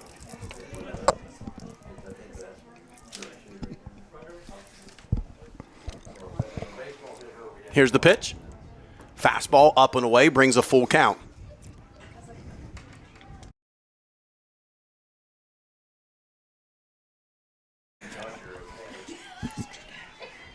Here we go. 3 balls, 2 strikes. Payoff pitch is on its way. Runners will be moving. Swung on, drove to center field. That's going to be a fly ball center. It looked good coming off. Oh, he missed it. He couldn't see it. He lost the ball. Lost it in the lights. I thought it was deeper than what it looked like. It could be an in the on the park home run. Luke's round to third coming home, and he scored.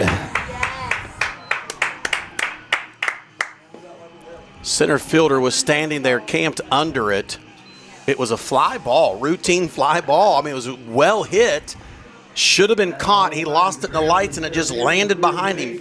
Younger kids that are listening, this is why we tell you, run it out. Oh, yeah. If he would have just jogged from the start, he'd have been still standing on second base. Right. Instead, he scores. He scored. Should have been an out. Should have been an out. Should have been. But instead, he scored because of hustle. So great job by the senior. Good call. Great job, young guys. I hope if you're watching, follow suit. Always run it out. Caleb Hall at the plate. Pitches inside for ball 1. Bulldogs take a 7-4 lead by the miscue of the center fielder under the lights. It is a new center fielder. Here's the pitch on to Caleb, lefty on lefty. You know, that ball gets above them lights. It's hard to see. He hit the ball hard, but he hit the ball high. He did. It exits those lights, and sometimes it can be difficult. Here it is, 2-0 count. Fastball up, no chance. So we're looking at a 3-0 count to the lefty senior.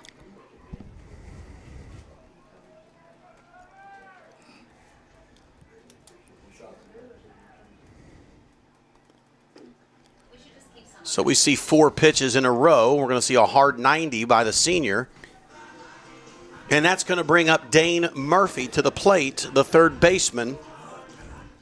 You see the calmness in these batters when they're in the box. Yeah. It's just such a good thing to see that the Bulldogs, when they come in the batter's box and they have that calmness to them, they have that confidence to them. It's just really good to see. Swung on, hit to the first baseman. Hall was trying to steal. Now he stepped on first, and just like that, they're out of the inning. But not before the Bulldogs put 4 on the board. So we go to the top of the 4th. Bulldogs lead 7-4 over the Blue Devils.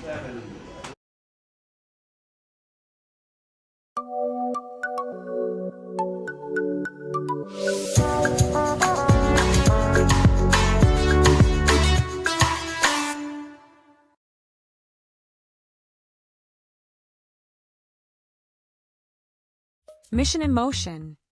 In Doddridge County schools, our students are becoming future ready, rising up with bright minds and big goals. Together, we are united to make a difference.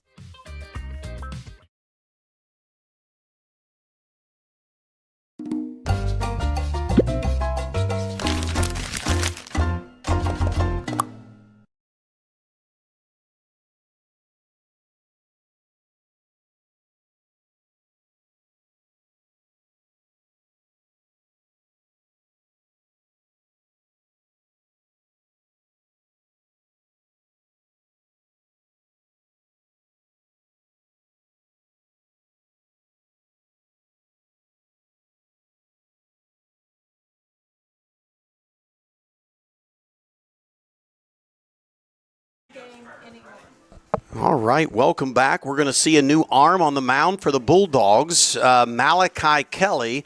But before we get there, I want to go back to the first inning when we had the double off the wall by Luke Rakiski. That was his 100th hit in high school baseball. So excellent job by Rakiski on his 100th hit tonight as a Bulldog.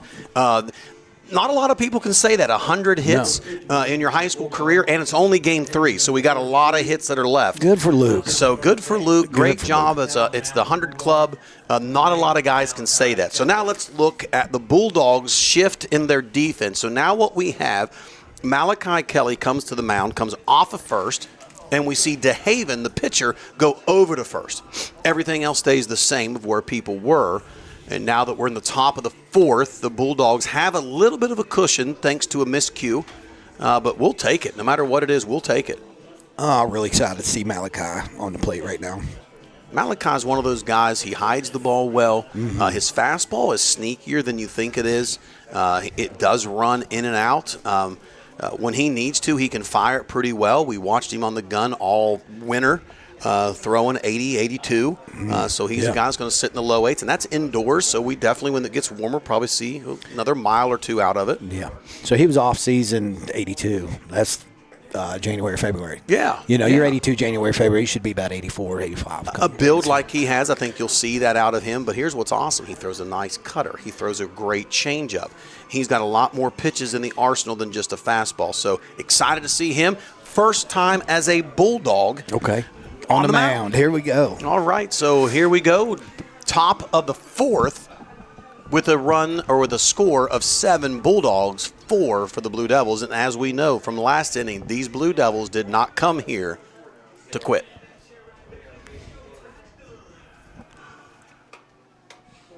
At the plate is going to be number 1, Maley, the second baseman. He is 0 for 1 tonight. All right. Malachi Kelly, I tell you, he's a wild card. He is, because he can play anywhere, everywhere. He's at the top as far as velo and as far as pitching wise. Strike 1. We see nice. 1-1. Nice way to come down the mound with a lot of command. You expect it as a senior. Malachi is not new to the mound. He's just new to the mound in green and white. Quickly fires and gets strike 2. 1 ball, 2 strikes. His breaking stuff looks good right now. He also has that cutter that'll cut back into you. It's really nice. It's almost like a sinker, but it doesn't really sink a lot. He got it right there in the dirt, and drew a strike 3 swing in the dirt. And that brings number 7. It's hard to see through this window tonight. I apologize. Number 7, it brings Davis. We got the window closed. That way we don't have anybody in here getting hit with baseballs. So we have nobody on, 1 out. Davis at the plate. Kelly on the mound, fires right past the bat for strike 1.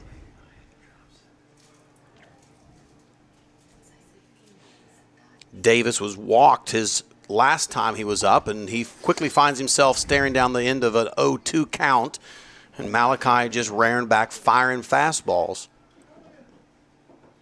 past these bats. So let's see if we can continue. Here we go from the windup. Fastball just a bit low. 1 ball, 2 strikes to Davis. Really nice miss right there. He's up in the count. He don't want to feed him anything too great. Really nice spot. 1 ball, 2 strikes. Off speed. Gets him on the outside corner. And that quickly goes to 2 outs in the top of the 4th. Malachi dominating right now. So Malachi, welcome to Doddridge County. Come on. Welcome to Doddridge baseball as he quickly comes out and shows the power from the mound. He's been hidden over there at first base. This guy's got a big right arm. As they say, he's letting them eat. Yeah. Let the dog eat. Here we go. Stepping into the box is going to be number 17, the right fielder, Pinkerton. Excuse me, I think there's a change. That is number 9, so I need a lineup. Got it right here. And so now we've seen a change, and that's going to bring in Mason, I think it's Eisenbarth. Mason Eisenbarth has been subbed in for Pinkerton.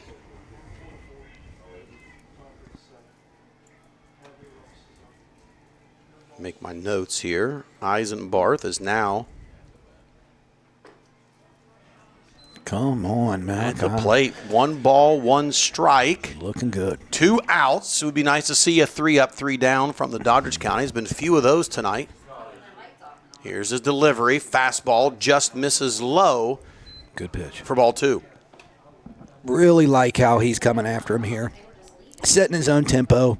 He's pushing them in the box. He's throwing the ball where it needs to be, looking good. Nice pitch. Fastball swung on and missed, and that's going to bring up 2 balls, 2 strikes, and 2 outs. It surely would be nice to see this next ball miss their bat right here and retire the side. Kelly winds and delivers. Fastball just missed. It's going to bring a full count for 2 outs. Senior Kelly gets his signs, delivers from the wind. Baseman, but that's okay. So 3 up, 3 down. The Bulldogs find themselves on their first end of a quick inning, and we're going to the bottom half of the 4th with a score of 7-4. Check this out.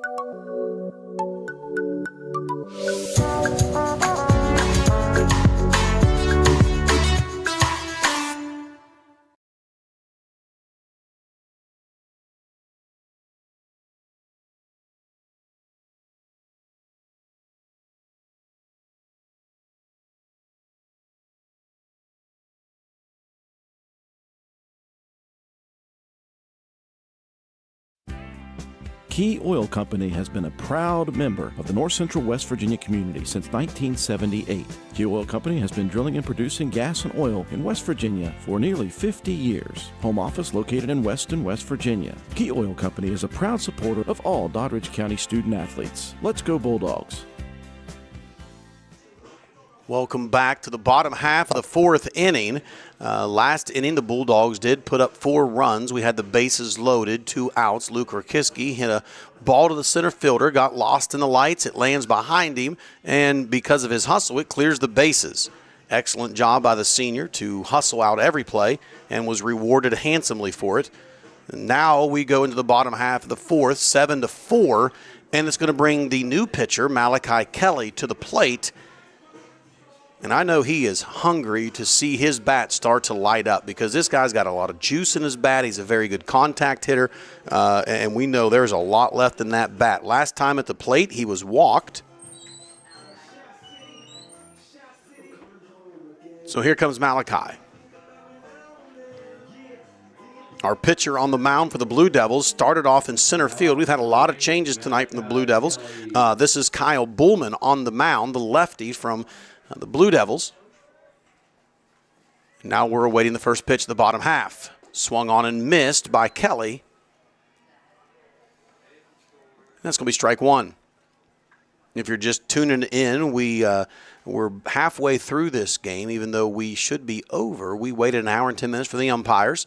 But thankfully, a lot of people have hung in there with us, and we're excited to keep this broadcast rolling from WVRC, letting these young men, these young ladies show off their talents and skill set on these TV cameras. We got a ball inside, 2 balls, 1 strike. Kelly Lake looking for the pitch that he's looking for to hit. It's really been a good opportunity to really talk about these guys and telling everybody, the viewers, all the fans, what we got and what we're bringing this year. You know, we used to have, when I was in school, we had a night in football season. It was called Meet the Team Night. And we'd come out on the field and people would talk about the players, and we would play a little scrimmage game against ourselves in front of the fans. So, there's a drive by Kelly deep in the left field, and they get back and catch it. That was a good swing on, hard line drive to the left fielder. Solid hit. Just right to the left field. They had a guy there. It was right to him. Back to what I was saying, we would have those Meet the Team nights, and the fans would come out because they would get to meet their team for the year. Yeah. So I hope that tonight, those of you that tuned in, you didn't turn your TVs off. You left them on and listened and met your team tonight that wants to give you all the action throughout this season. And speaking of action, here comes in the plate one of the guys that's going to bring a lot of action, Tristan Swiger. Tristan's one of those guys that kind of does it all. He plays the middle infield. He's got great at bats. He strikes. Base hit on the year already. Yeah, Tristan's a real battler on the field. Just an all-around good athlete. 2 balls, no strikes, swung on, fouled back. So 2 balls, 1 strike to the sophomore. It's so hard to realize this young man's a sophomore. Yeah. He's already done so much in the green and gold. He's been such a producer here for the Bulldogs already, and his career is just really starting. 2 balls, 1 strike, off the hands. That's going to be a flare to the second baseman. He camps under it.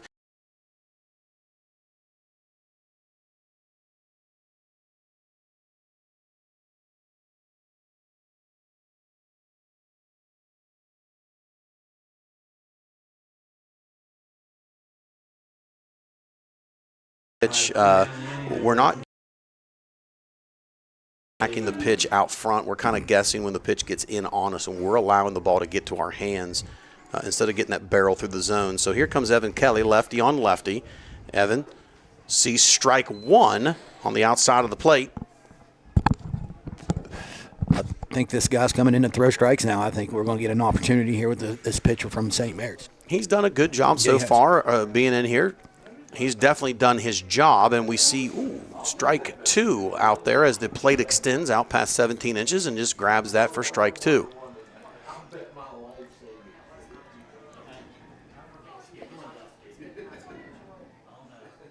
Fastball low.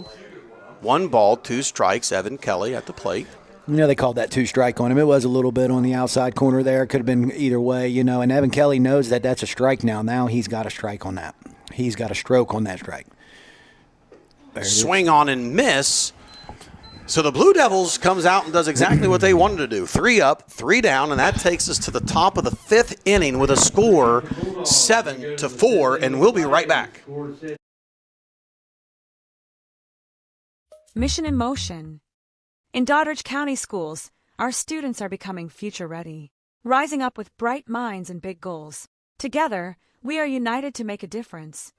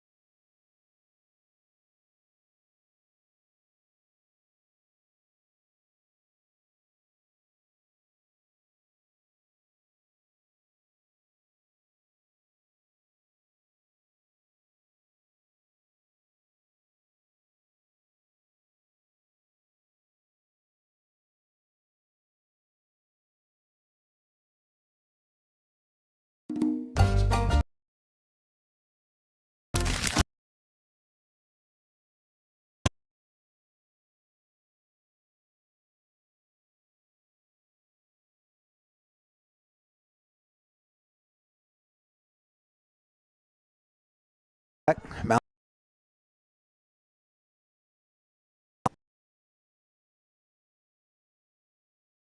13.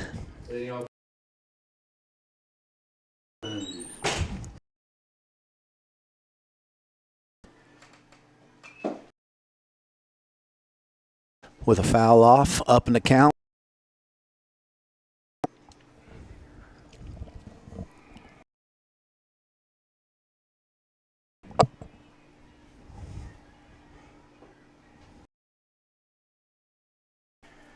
1 ball, 2 strikes. You know, I slipped down to the restroom real quick. There are.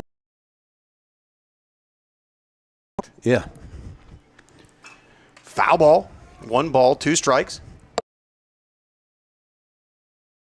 If you build it, they will come. But you know what? They build one heck of a baseball team down here this year. If you want to watch some good ball, this is the place to go. That's for sure. Yeah, there are people everywhere down there. Fastball, reached out, rolled it over to the second baseman. Swiger fields it. Nice job, nice concentration by the senior at first base to make that play. That's a difficult play. When you have a slow roller from a lefty, there's no room for error. you got to you got to come scoop it, get rid of it quick, and that being a slow roller, we had to be quick with the hands there. Great job by Swiger, but DeHaven, great job of staying focused and making the catch. Because he had to throw it hard and he was close. Yeah. Yeah, that's a good job. So at the plate, number 12, Powell. Powell's been on fire tonight. Powell's been on fire. He's got himself a couple hits.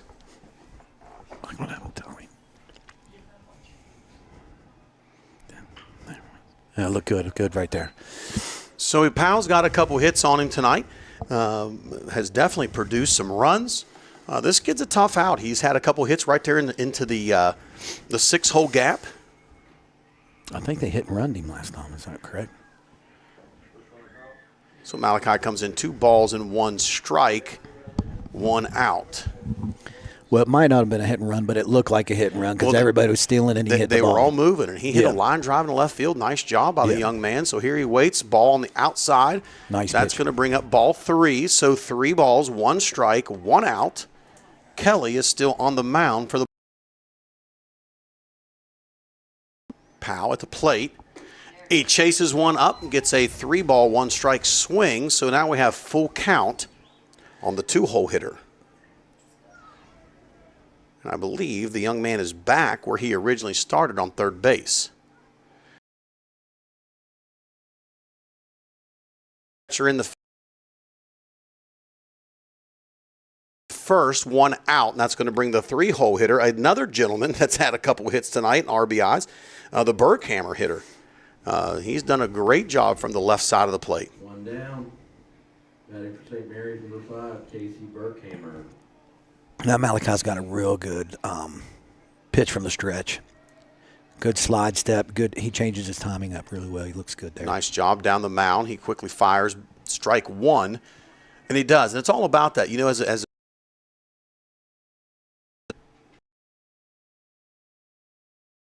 go to second.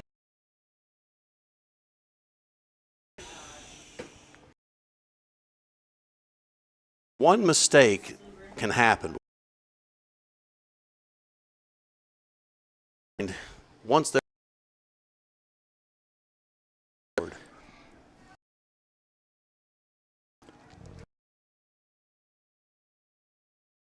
steal, a lot of people great arm. Yeah.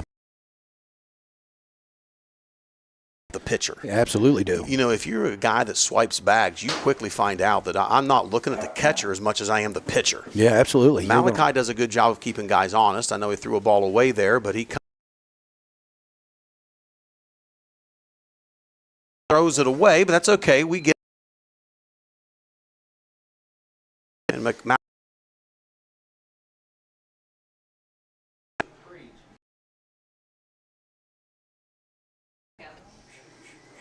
So 1 ball, no strike. So 1 ball, no strikes.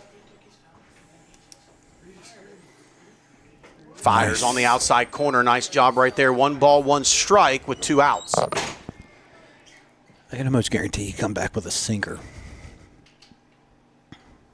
Yep, there it was. Yep, there it was. Low in the dirt. Nice stop by Maxwell because the Blue Devils do have a young man standing on third base. So excellent job by the catcher, keeping the ball in front. Malachi, 2 balls, 1 strike, fires. They hit a ball to the right side. Oh! DeHaven elects to go to the bag instead of make that play. A little PFP there would have been nice, but here we are. To the bag instead of make that play. A little PFP there would have been nice, but here we are. the Blue Devils have a runner on first, and they push a runner across the board, makes the score 7-5, and that's going to bring up his first hit on the night. And now Winland's at the plate. Fastball on the outside. So we got 1 ball, no strikes. Does anybody know his pitch count? So 1 ball, no strikes. And we got 2 outs, runner on first. Fastball low, just misses.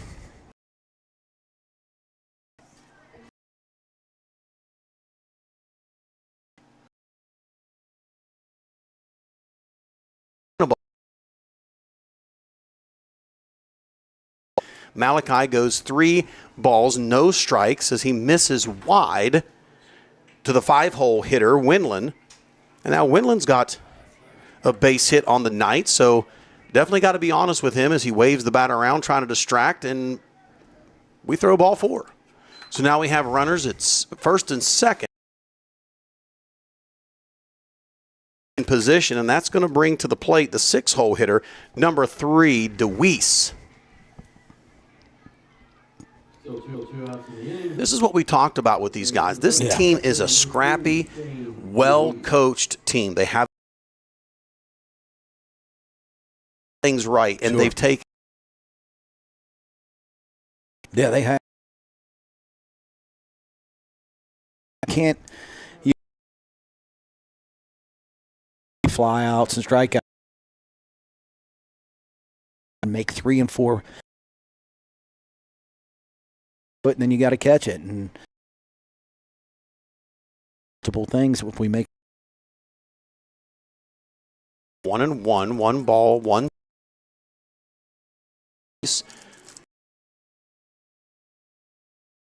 ends for ball 2.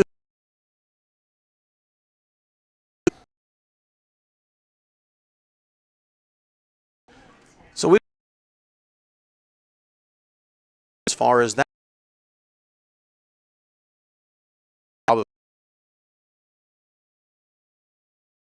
That would have been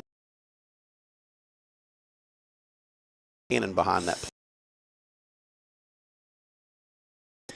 Just to stop. Just to stop. He's in a little bad, like a bad tempo. I wouldn't say a bad tempo, not a positive tempo. He looks on, 3 balls, 1 strike, fastball, low and away, and that's going to load the bases up. There goes Maxwell.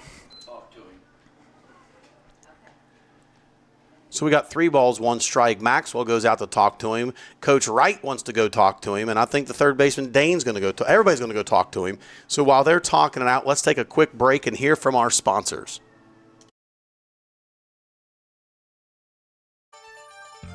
Look, Service Center in Clarksburg. We've proudly served generous care from routine maintenance, wheels, and off-road accessories. We help keep your West Pike Street, or call 30 today. That's 6.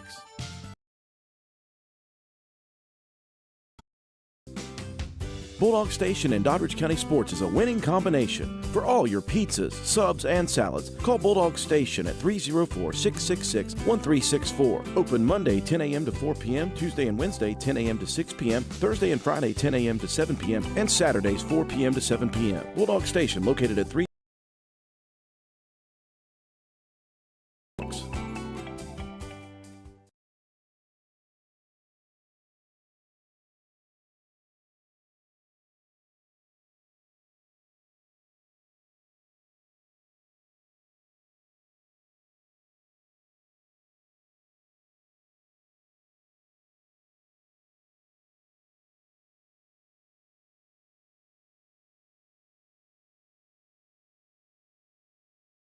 So we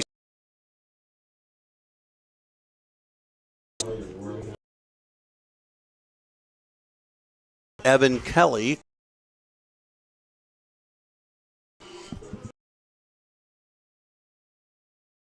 bases loaded, but he does have 2 outs. But It is. so right now, every sports, it's all about who holds the energy.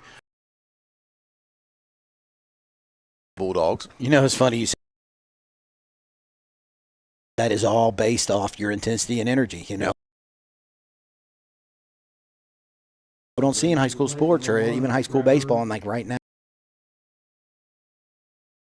It's his number 1 for tonight.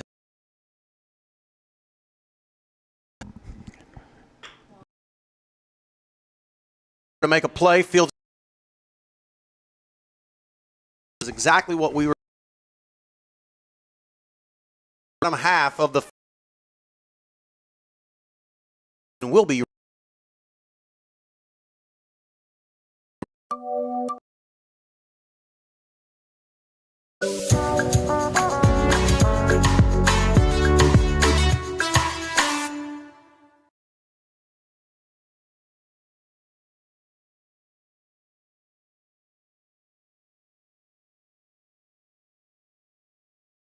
Mission in motion. In Doddridge County schools, our students are becoming future-ready, rising up with bright minds and to make a difference.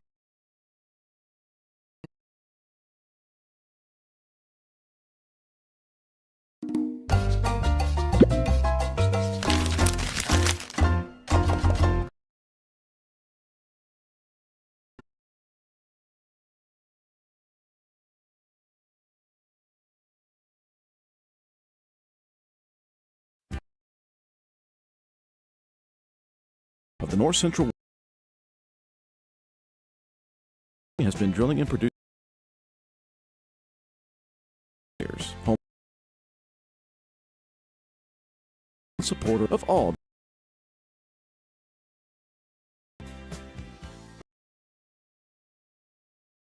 Doddridge County Bulldogs. The temperature. So, if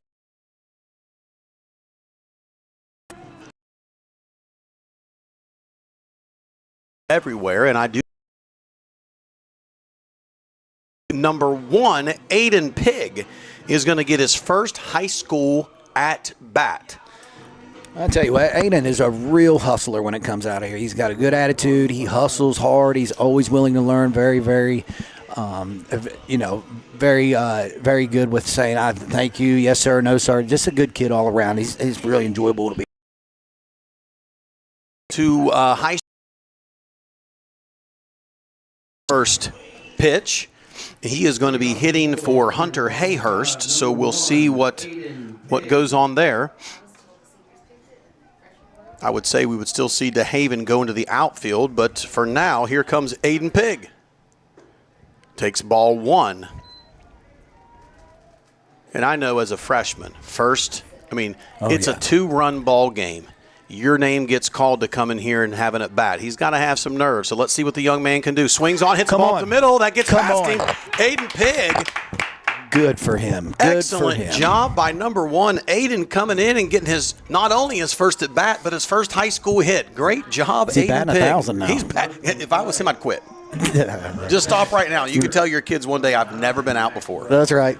He batted 1,000. Beat that, son. Oh, excellent job. Excellent job by the freshman coming in and doing a job. Now we got Maxwell Nicholson back at the plate, and he is hit by a pitch. So that's going to get the top of the lineup up. This is when the Bulldogs can start getting a little excited at the bat. This is our 4th go-around. This is what you don't want to do with us. You don't want to have no outs with our lead off and 2 guys on. This is putting yourself in a position that could be pretty bad here. So Maxwell Nicholson has been hit by a pitch and walked twice. Really? Yeah, he's been efficient on the bases. Fastball swung on, popped up by Brockelman. It's going to be an infield fly. He's not seen a great pitch all night. He got a little antsy there to himself. But that brings up our senior, Luke Rakiski. Luke Rakiski, first inning, had a double off the wall, and that allowed him to have his 100. 100th hit as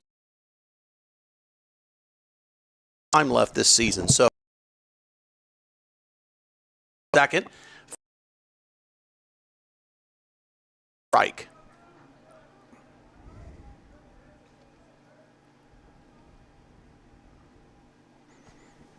No balls, one strike, one out. Runners at first and second. Fastball, line drive up the middle.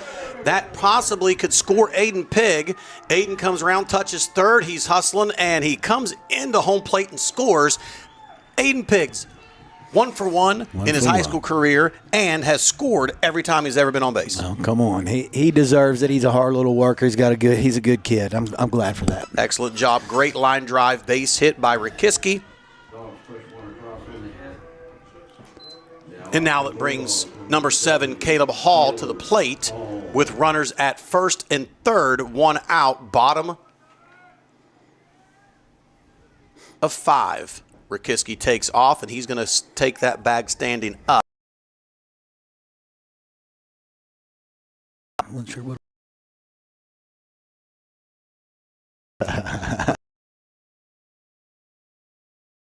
Fastball, check swing. Yes, he did. And it brings the count 1 ball, 1 strike.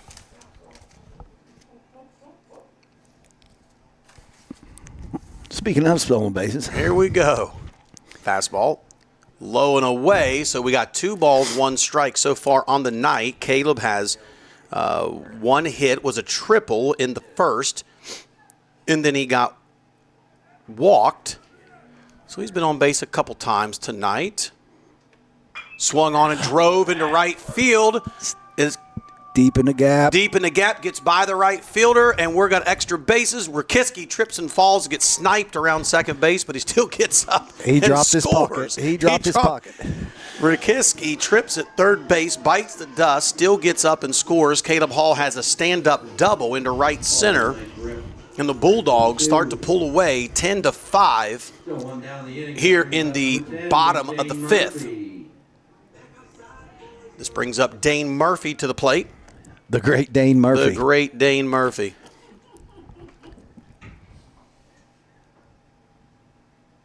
Fastball inside. He just took a hack. That was too close to his eyes. He couldn't keep off of it. He couldn't help himself. That's the attack inning. Hall takes off. Base standing up. So now we have the 0-2, but I wouldn't get too excited. The young man on the team drives a ball foul. Yeah, you definitely called that. He's got 2 triples on 2 strikes. And strike hitter, man. Yeah. He's a very hard out. You might get ahead of him, but it's going to be hard to beat him. It is. Here comes the pitch. Inside to Murphy. That time he lays off.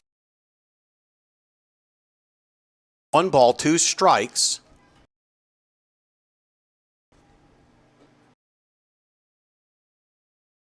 The delivery. Swung. Trouble. Play by good focus. He scores the ball.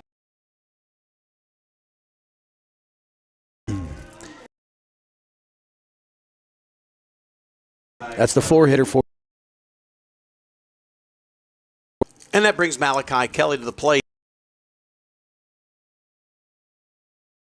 Time that he was up, had a hard line drive to the left fielder that was caught, but it was a good at bat, and he goes down, no balls, 1 strike. Yeah, Malachi's really due. He's due to put a good hard bat on the ball. Swing, foul ball, out of play.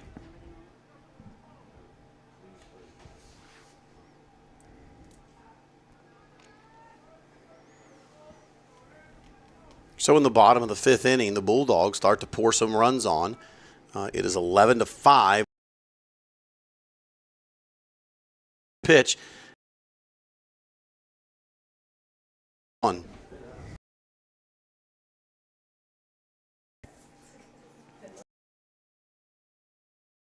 young, but I tell you what, it's Speed pitch in on the, and that's going to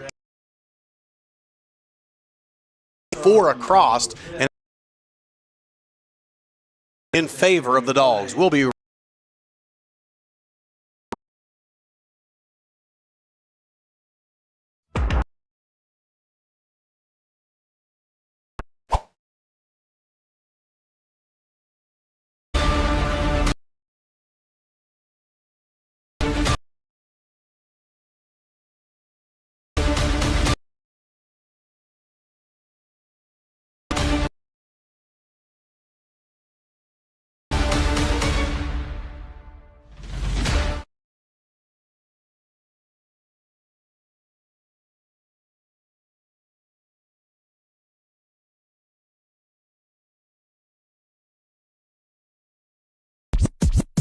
Check this out.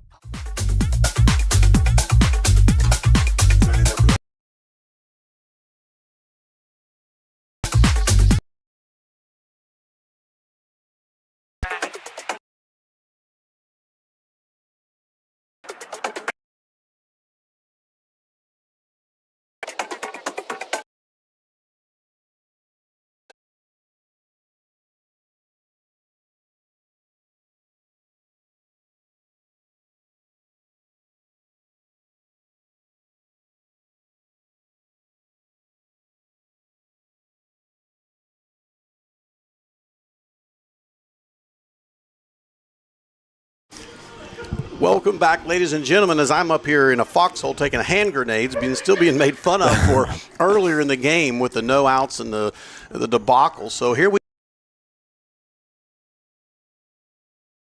drive down left. Going to be extra ball, and we fire it in, and he's going to be held up at second, but not before the double. That was a good little hit right there. I think Kelly left it up a little, left that breaking stuff up a little bit. That's the 8-hole hitter, Davis, looking for a fastball. He got it, drove it, so excellent job by the leadoff hitter. And, St. Mary's has done this a couple times tonight where the leadoff hitter comes in and just strokes a ball. And I'll tell you, this team, they feed off of it. They're hitting, yeah. Number 9 the ball. is in the box now for his second at bat. He is 0 for 1.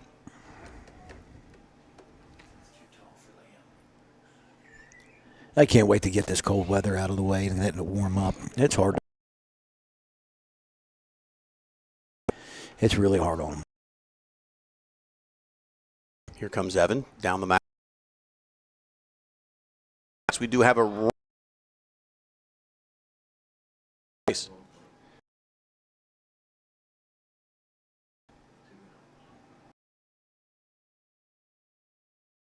We had a leadoff double by the 8-hole hitter, Davis. Here comes the pitch, just inside. Really good job on Maxwell right there, keeping that ball in front of him. Maxwell has done an excellent job tonight, moving left. Realize how much Oh, yeah, absolutely. Just throwing breaking ball. Go 3 balls, no script, and that got him on the second. No. Number 13.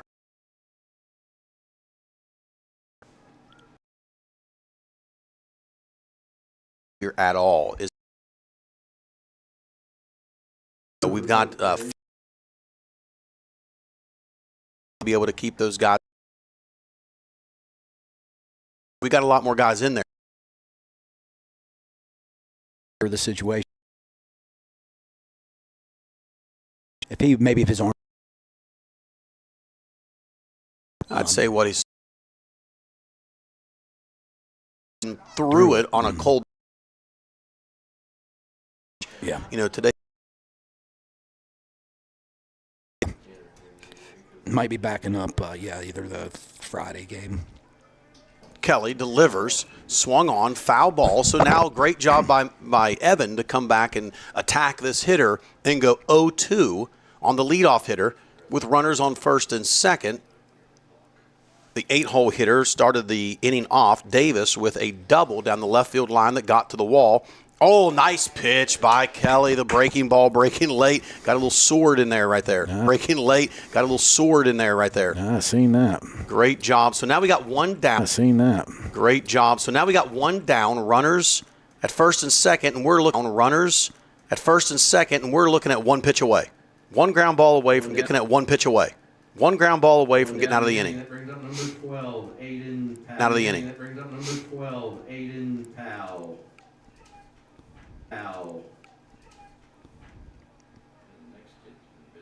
So we're in the top of the sixth. The score is 11-5, but it has been a ball game the whole time.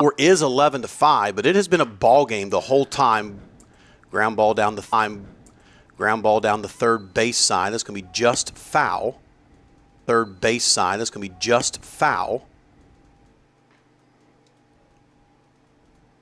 Dane was on it. He was turning. He was booking on it. So I hope with the camera angles the way they are, maybe the delay.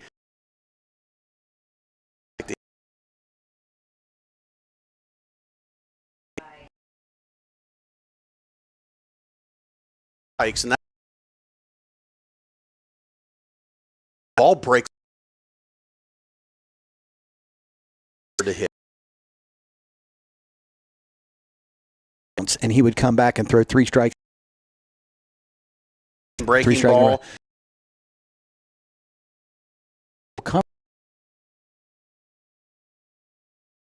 Balls. That's what you need to do. First strikes right. Will work you as a batter. First strikes right. Will work you as a batter.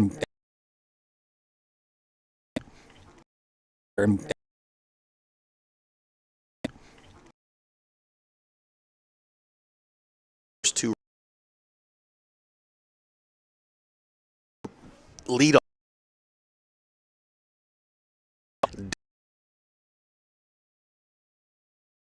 And Berghammer's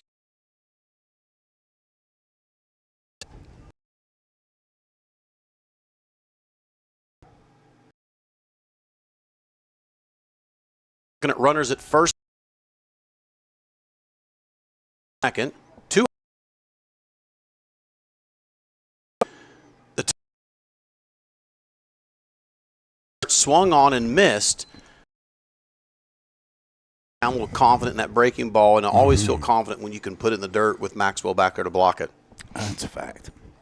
Maxwell's been busy. I don't know how many dugout balls he's had today, but he's had quite a few. He has. The balls that's got by him has been in the catcher. That does go. Here we go, delivery down the mound. And we go Evan filling row.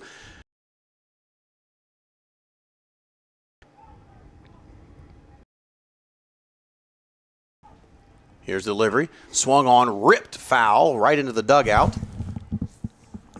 Evans put two more strikes right in there, right behind it.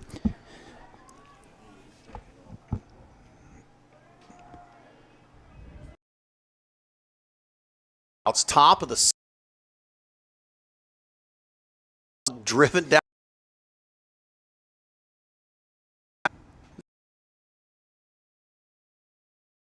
To the inside of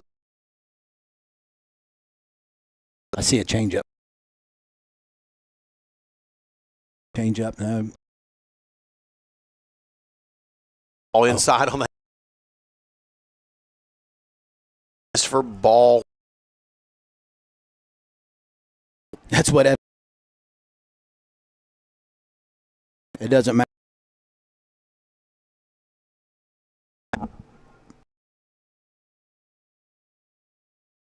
Down the out number 3. Dogs go to the dugout. Dogs lead.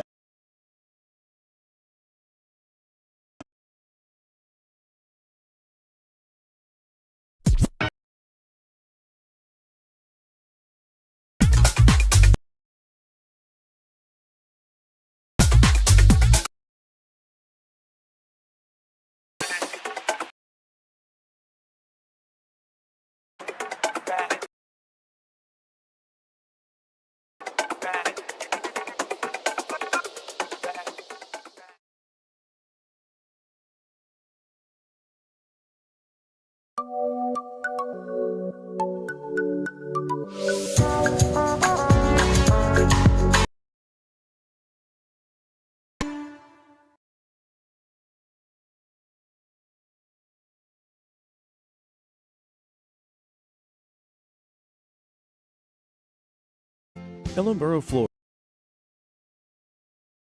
is a family-owned and operated business. We have a full showroom with displays of flooring ranging from luxury vinyl plank, tile, hardwood, carpet, sheet vinyl, carpet tiles, and more. We offer commercial and residential installation. Let's turn your home or business into something special. Call 304-869-3969. Financing is available. We are open 23 West 869-3969.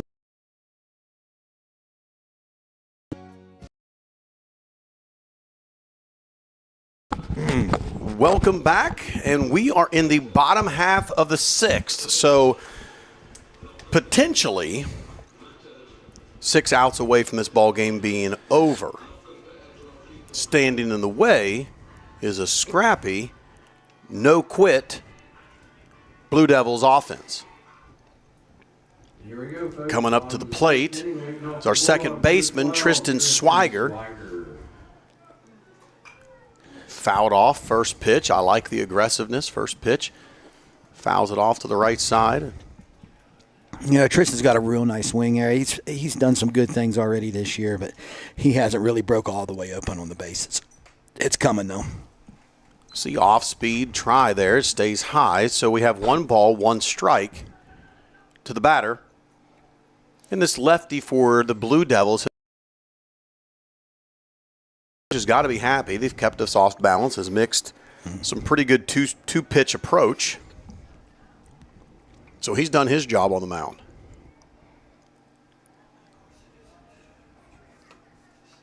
Swiger's in the box. 2 balls, 1 strike as he awaits the pitch. Swung on, hard hit to right field. There's going to be, or right center. And a bob.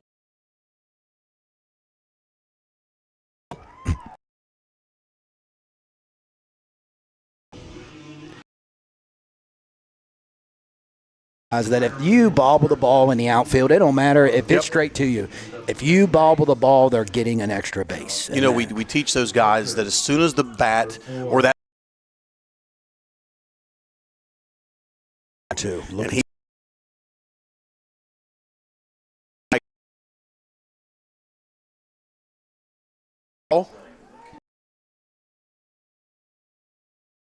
at the plate.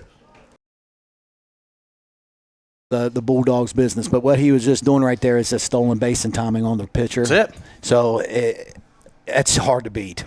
Once they get that pitcher, that timing down, their bases are getting stolen. Evan Kelly now sitting on a 2-0 count, a hitter-friendly count right here. Pitcher working from the windup, runner on third. Kelly fouls it off. 2 balls and 1 strike. We got nobody out. Swiger standing on third base.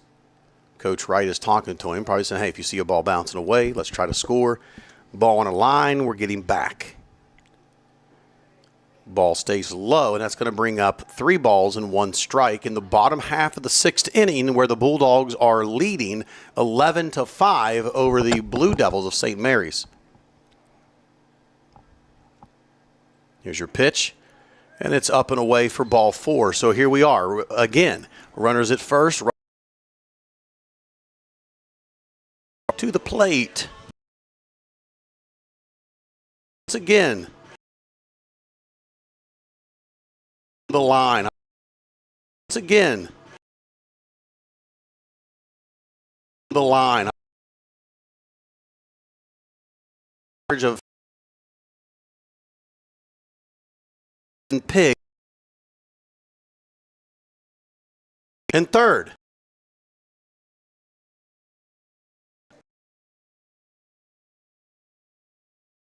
Scenario. High school scored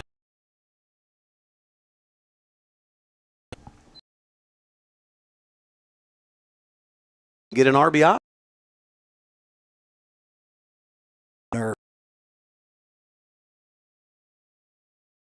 So Pig on a 1-1 count, pickoff move back over to first. You got to watch those lefties in that pickoff. Really good. So runners at first and third with a 1-1 count. Aiden Pig, the freshman, in. He watches ball 2 on the outside of the plate. 2 balls, 1 strike. Evan Kelly advances over to second.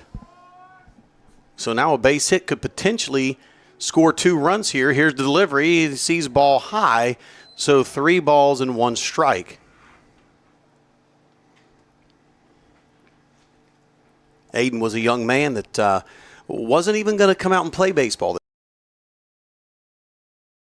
Track. Well, here we are. And it's walked, so he keeps his. Passes me. Yeah. And hustling like he, it surprises me to He was going to run track, and so we welcomed him to the baseball team. We're excited. This guy's got a lot of future ahead of him. Another young man with a lot of future ahead of him is the guy at the plate right now, Maxwell Nicholson. Takes ball outside. He steps into the plate with nobody or no outs with bases loaded. Let's get it right this time. Bases are loaded with nobody out. The catcher at the plate, it's been a long night, swings on, line drive into left field, and that is going to score not 1 but 2. Pig comes over to third, and he slides in safe. His slide was a little far from the bag, so he had to scoot on his butt to get there, but the ball had already went by. Good job. You know, right there, he wanted to run track. There's your 180 feet. There you go. We'll get you a track star. We'll get you some running in. Maxwell with a good single to drive in 2 runs. And that brings up the shortstop, number 2, Brody Brockelman. Base hit right here could end the game on a 10-run rule. Base hit by Brockelman could finish the game. Up. He stares down 1 ball. Runners at second and third.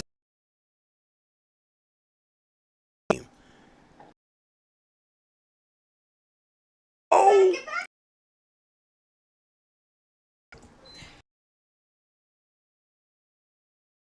First out. Your job is that right there. Come hit. It. Sees it. There he goes.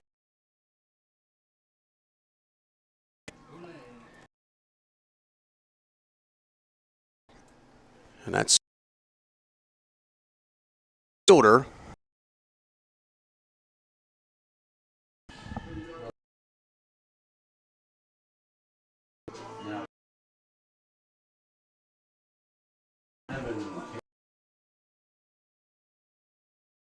Extra base.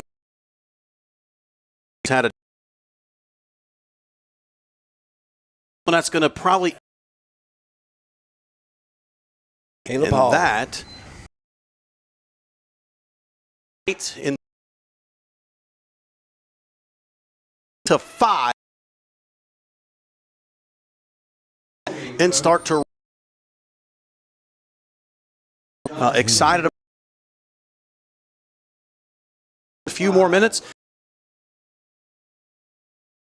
up in the and I can just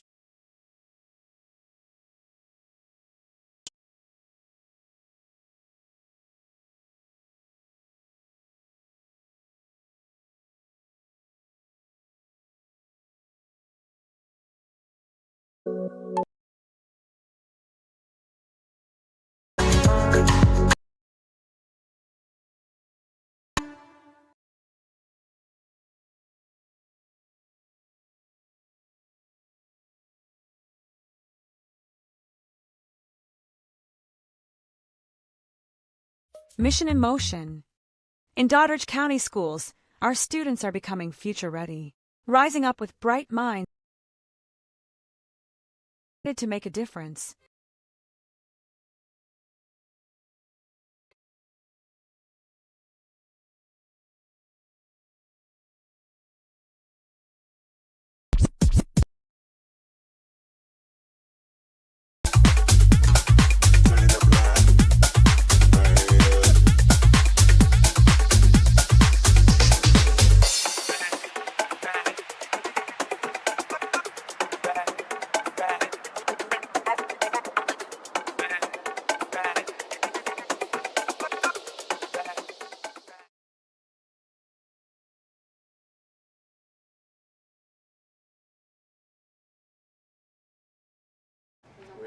Folks, welcome back up here to the booth. You've been with us for the last, it seems like 2 or 3 days, but we do appreciate you guys being with us. We love bringing this broadcast to you. We want to do nothing but make it better each and every night, and I think tonight we made it better by the outfield camera, and I hope that the delays might have been a little better as we went, but Coach, walk us through this. What do you think? Closing talks about tonight before we announce these player of the game. I think all in all, our pitching threw strikes. Our pitching came in and did what they're supposed to do. Also, finally, we're starting to see the bats start to rally a little bit. It was a young team we played tonight. A good team this year. They're a little bit with the baseball, and no matter. Mary's got to learn something tonight. And hanging your head up and actually learn. Even though it was actually a really good ball game, and I watched a young team, and if I'm St. Mary's coach, here's what I'm telling them. I said, gentlemen, you came into a place that you weren't expected to win the ball game, but you took it down to the wire. You fought. You had the lead. You never gave up. Quit. So,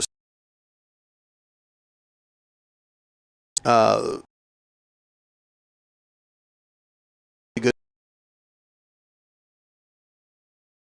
Leading these young to say. He's still talking to him, but of the game. So, player of the game. We had a lot of hits hit. We had a lot of nice hits. Pitchers look good. It'd be up on his 100th career in the beginning of the year of his senior year. That's a lot of hits, and he definitely deserves to have that. I know we're going to bring Aiden Pigg up also. First at bat, first game as a freshman, came up, hit the ball right up the middle for a base hit, and that's huge. And to watch his comfort in there, that's huge. And to watch his comfort in there. So Aiden's a freshman, and he's been facing our seniors and juniors and batters all, and to watch him come in there as comfortable as he was his first game under the lights, big deal. And he came in as he was his first game under the lights, big deal. You know, he came in clutch. He came in, executed, made the base hit. Aiden Pig definitely belongs up here in the press box. I agree. When you have those two gentlemen, there's been a lot of good things, and people can argue in many different ways of who deserves to be up here. But here's the two momented things tonight. Luke Rakiski, 100th high school hit. That's a great. Very first big thing.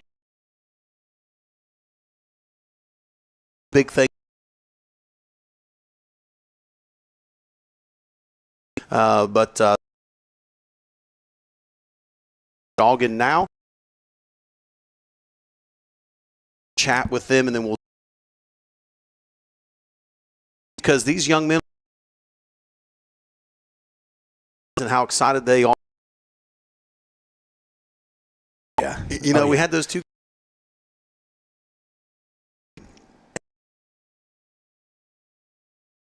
Bring them up on, and then they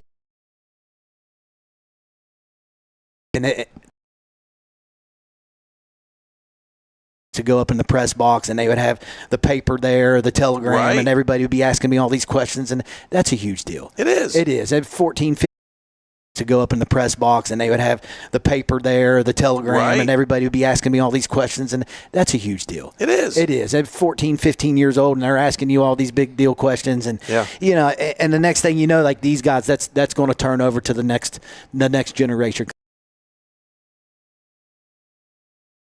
Like, so they know this is first time, you know, talk with the next day in the paper. But I remember the very first time at South Harrison we had it in. John was the guy that was on the radio broadcast, and he brought us up and gave me a headset to talk into. Okay. I about flipped out. Oh, yeah. So opening our talking to. Okay. I about flipped out. Oh, yeah. So opening our door up right now, we got a young man.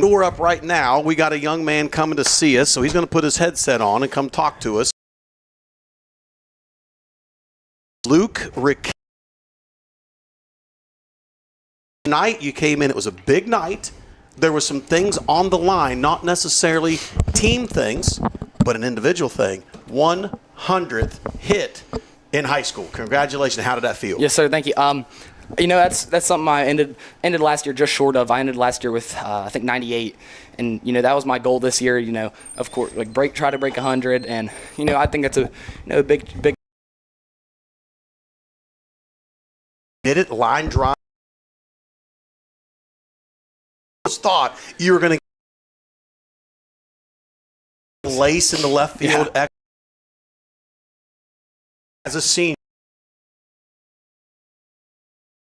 The team is starting. Me. And this is our last year, and I think honestly our best opportunity to make it to states. And that's a goal that we strive for since the beginning of the year. And I've talked about it since I was a freshman.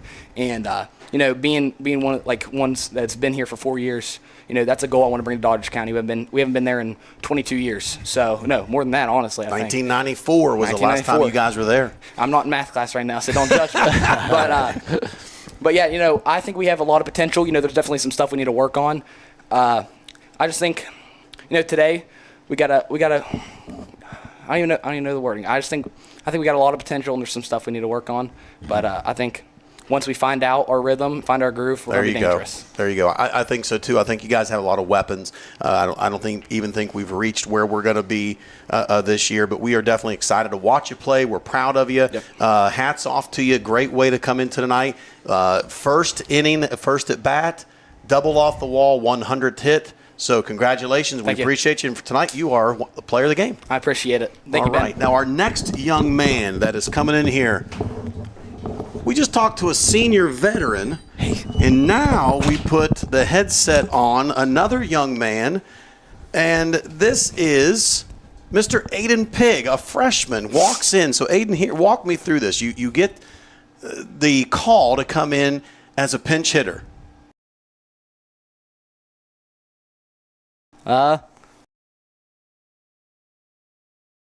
Well, I'm glad that's how simple it was, because that's exactly what you did. So you dig into the box. How did it feel? You get the pitch you're looking for. You get your hit, your line drive up the middle. What are you thinking? Get to first. Get to first. All right, get to first. That's right. You seem to be real calm up there. Is there anything that helped you be as calm as you looked up there? No, not really. Just don't think about it and Okay. do what I know how to. Yeah. So you faced some batters earlier in the year, like at practices, and you faced some of our pitchers. You know what I'm saying? So that definitely prepared you, obviously. What do you think? Is there anything you could say about, as far as, as you are a freshman, and being a freshman coming in and having to step in the spot where you did? I think contributing like you did is I speak up on. I had a lot. You get in there, then you get to have getting 2 at bats, and you're Felt so in second, and you're going to third base, and here comes the ball. Walk me through the slide. Coach Nate just told me to get down, so I slid, and then I slid into the kid and couldn't get my foot on the bag, but then I just crawled to it. Well, you did good. Aiden, we're proud of you. We were excited to see you get in the ball game. Congratulations on a job well done. I'm sure this won't be our last time having you up here in the box. So welcome to Bulldog Baseball. Couldn't have done it any better. You are now official. You've had a hit. Congratulations.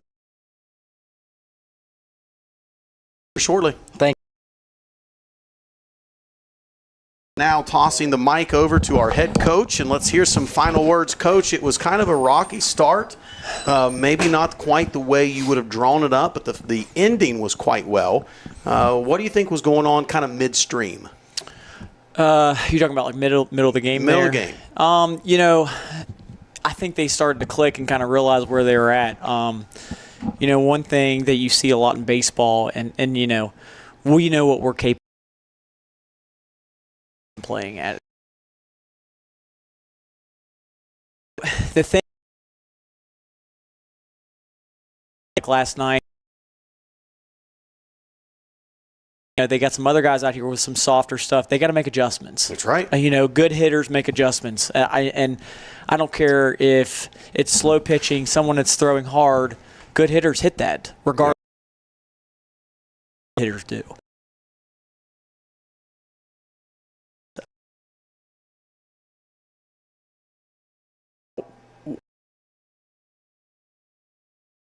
Our senior guys to really step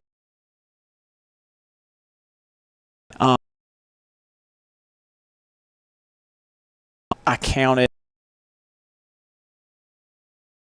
and he runs it. Cost. Right. The game, and you go to your bench and bring in Pig to pinch hit. But honestly, baseball, it has a way of kind of maybe igniting some guys and coming in, and he stepped up in a big place and super great thing and stuff like that. What he was going to play. This is,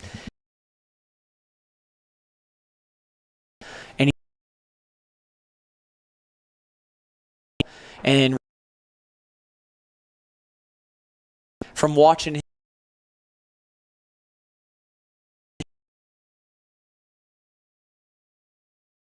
by him being in here, Allwood will coach.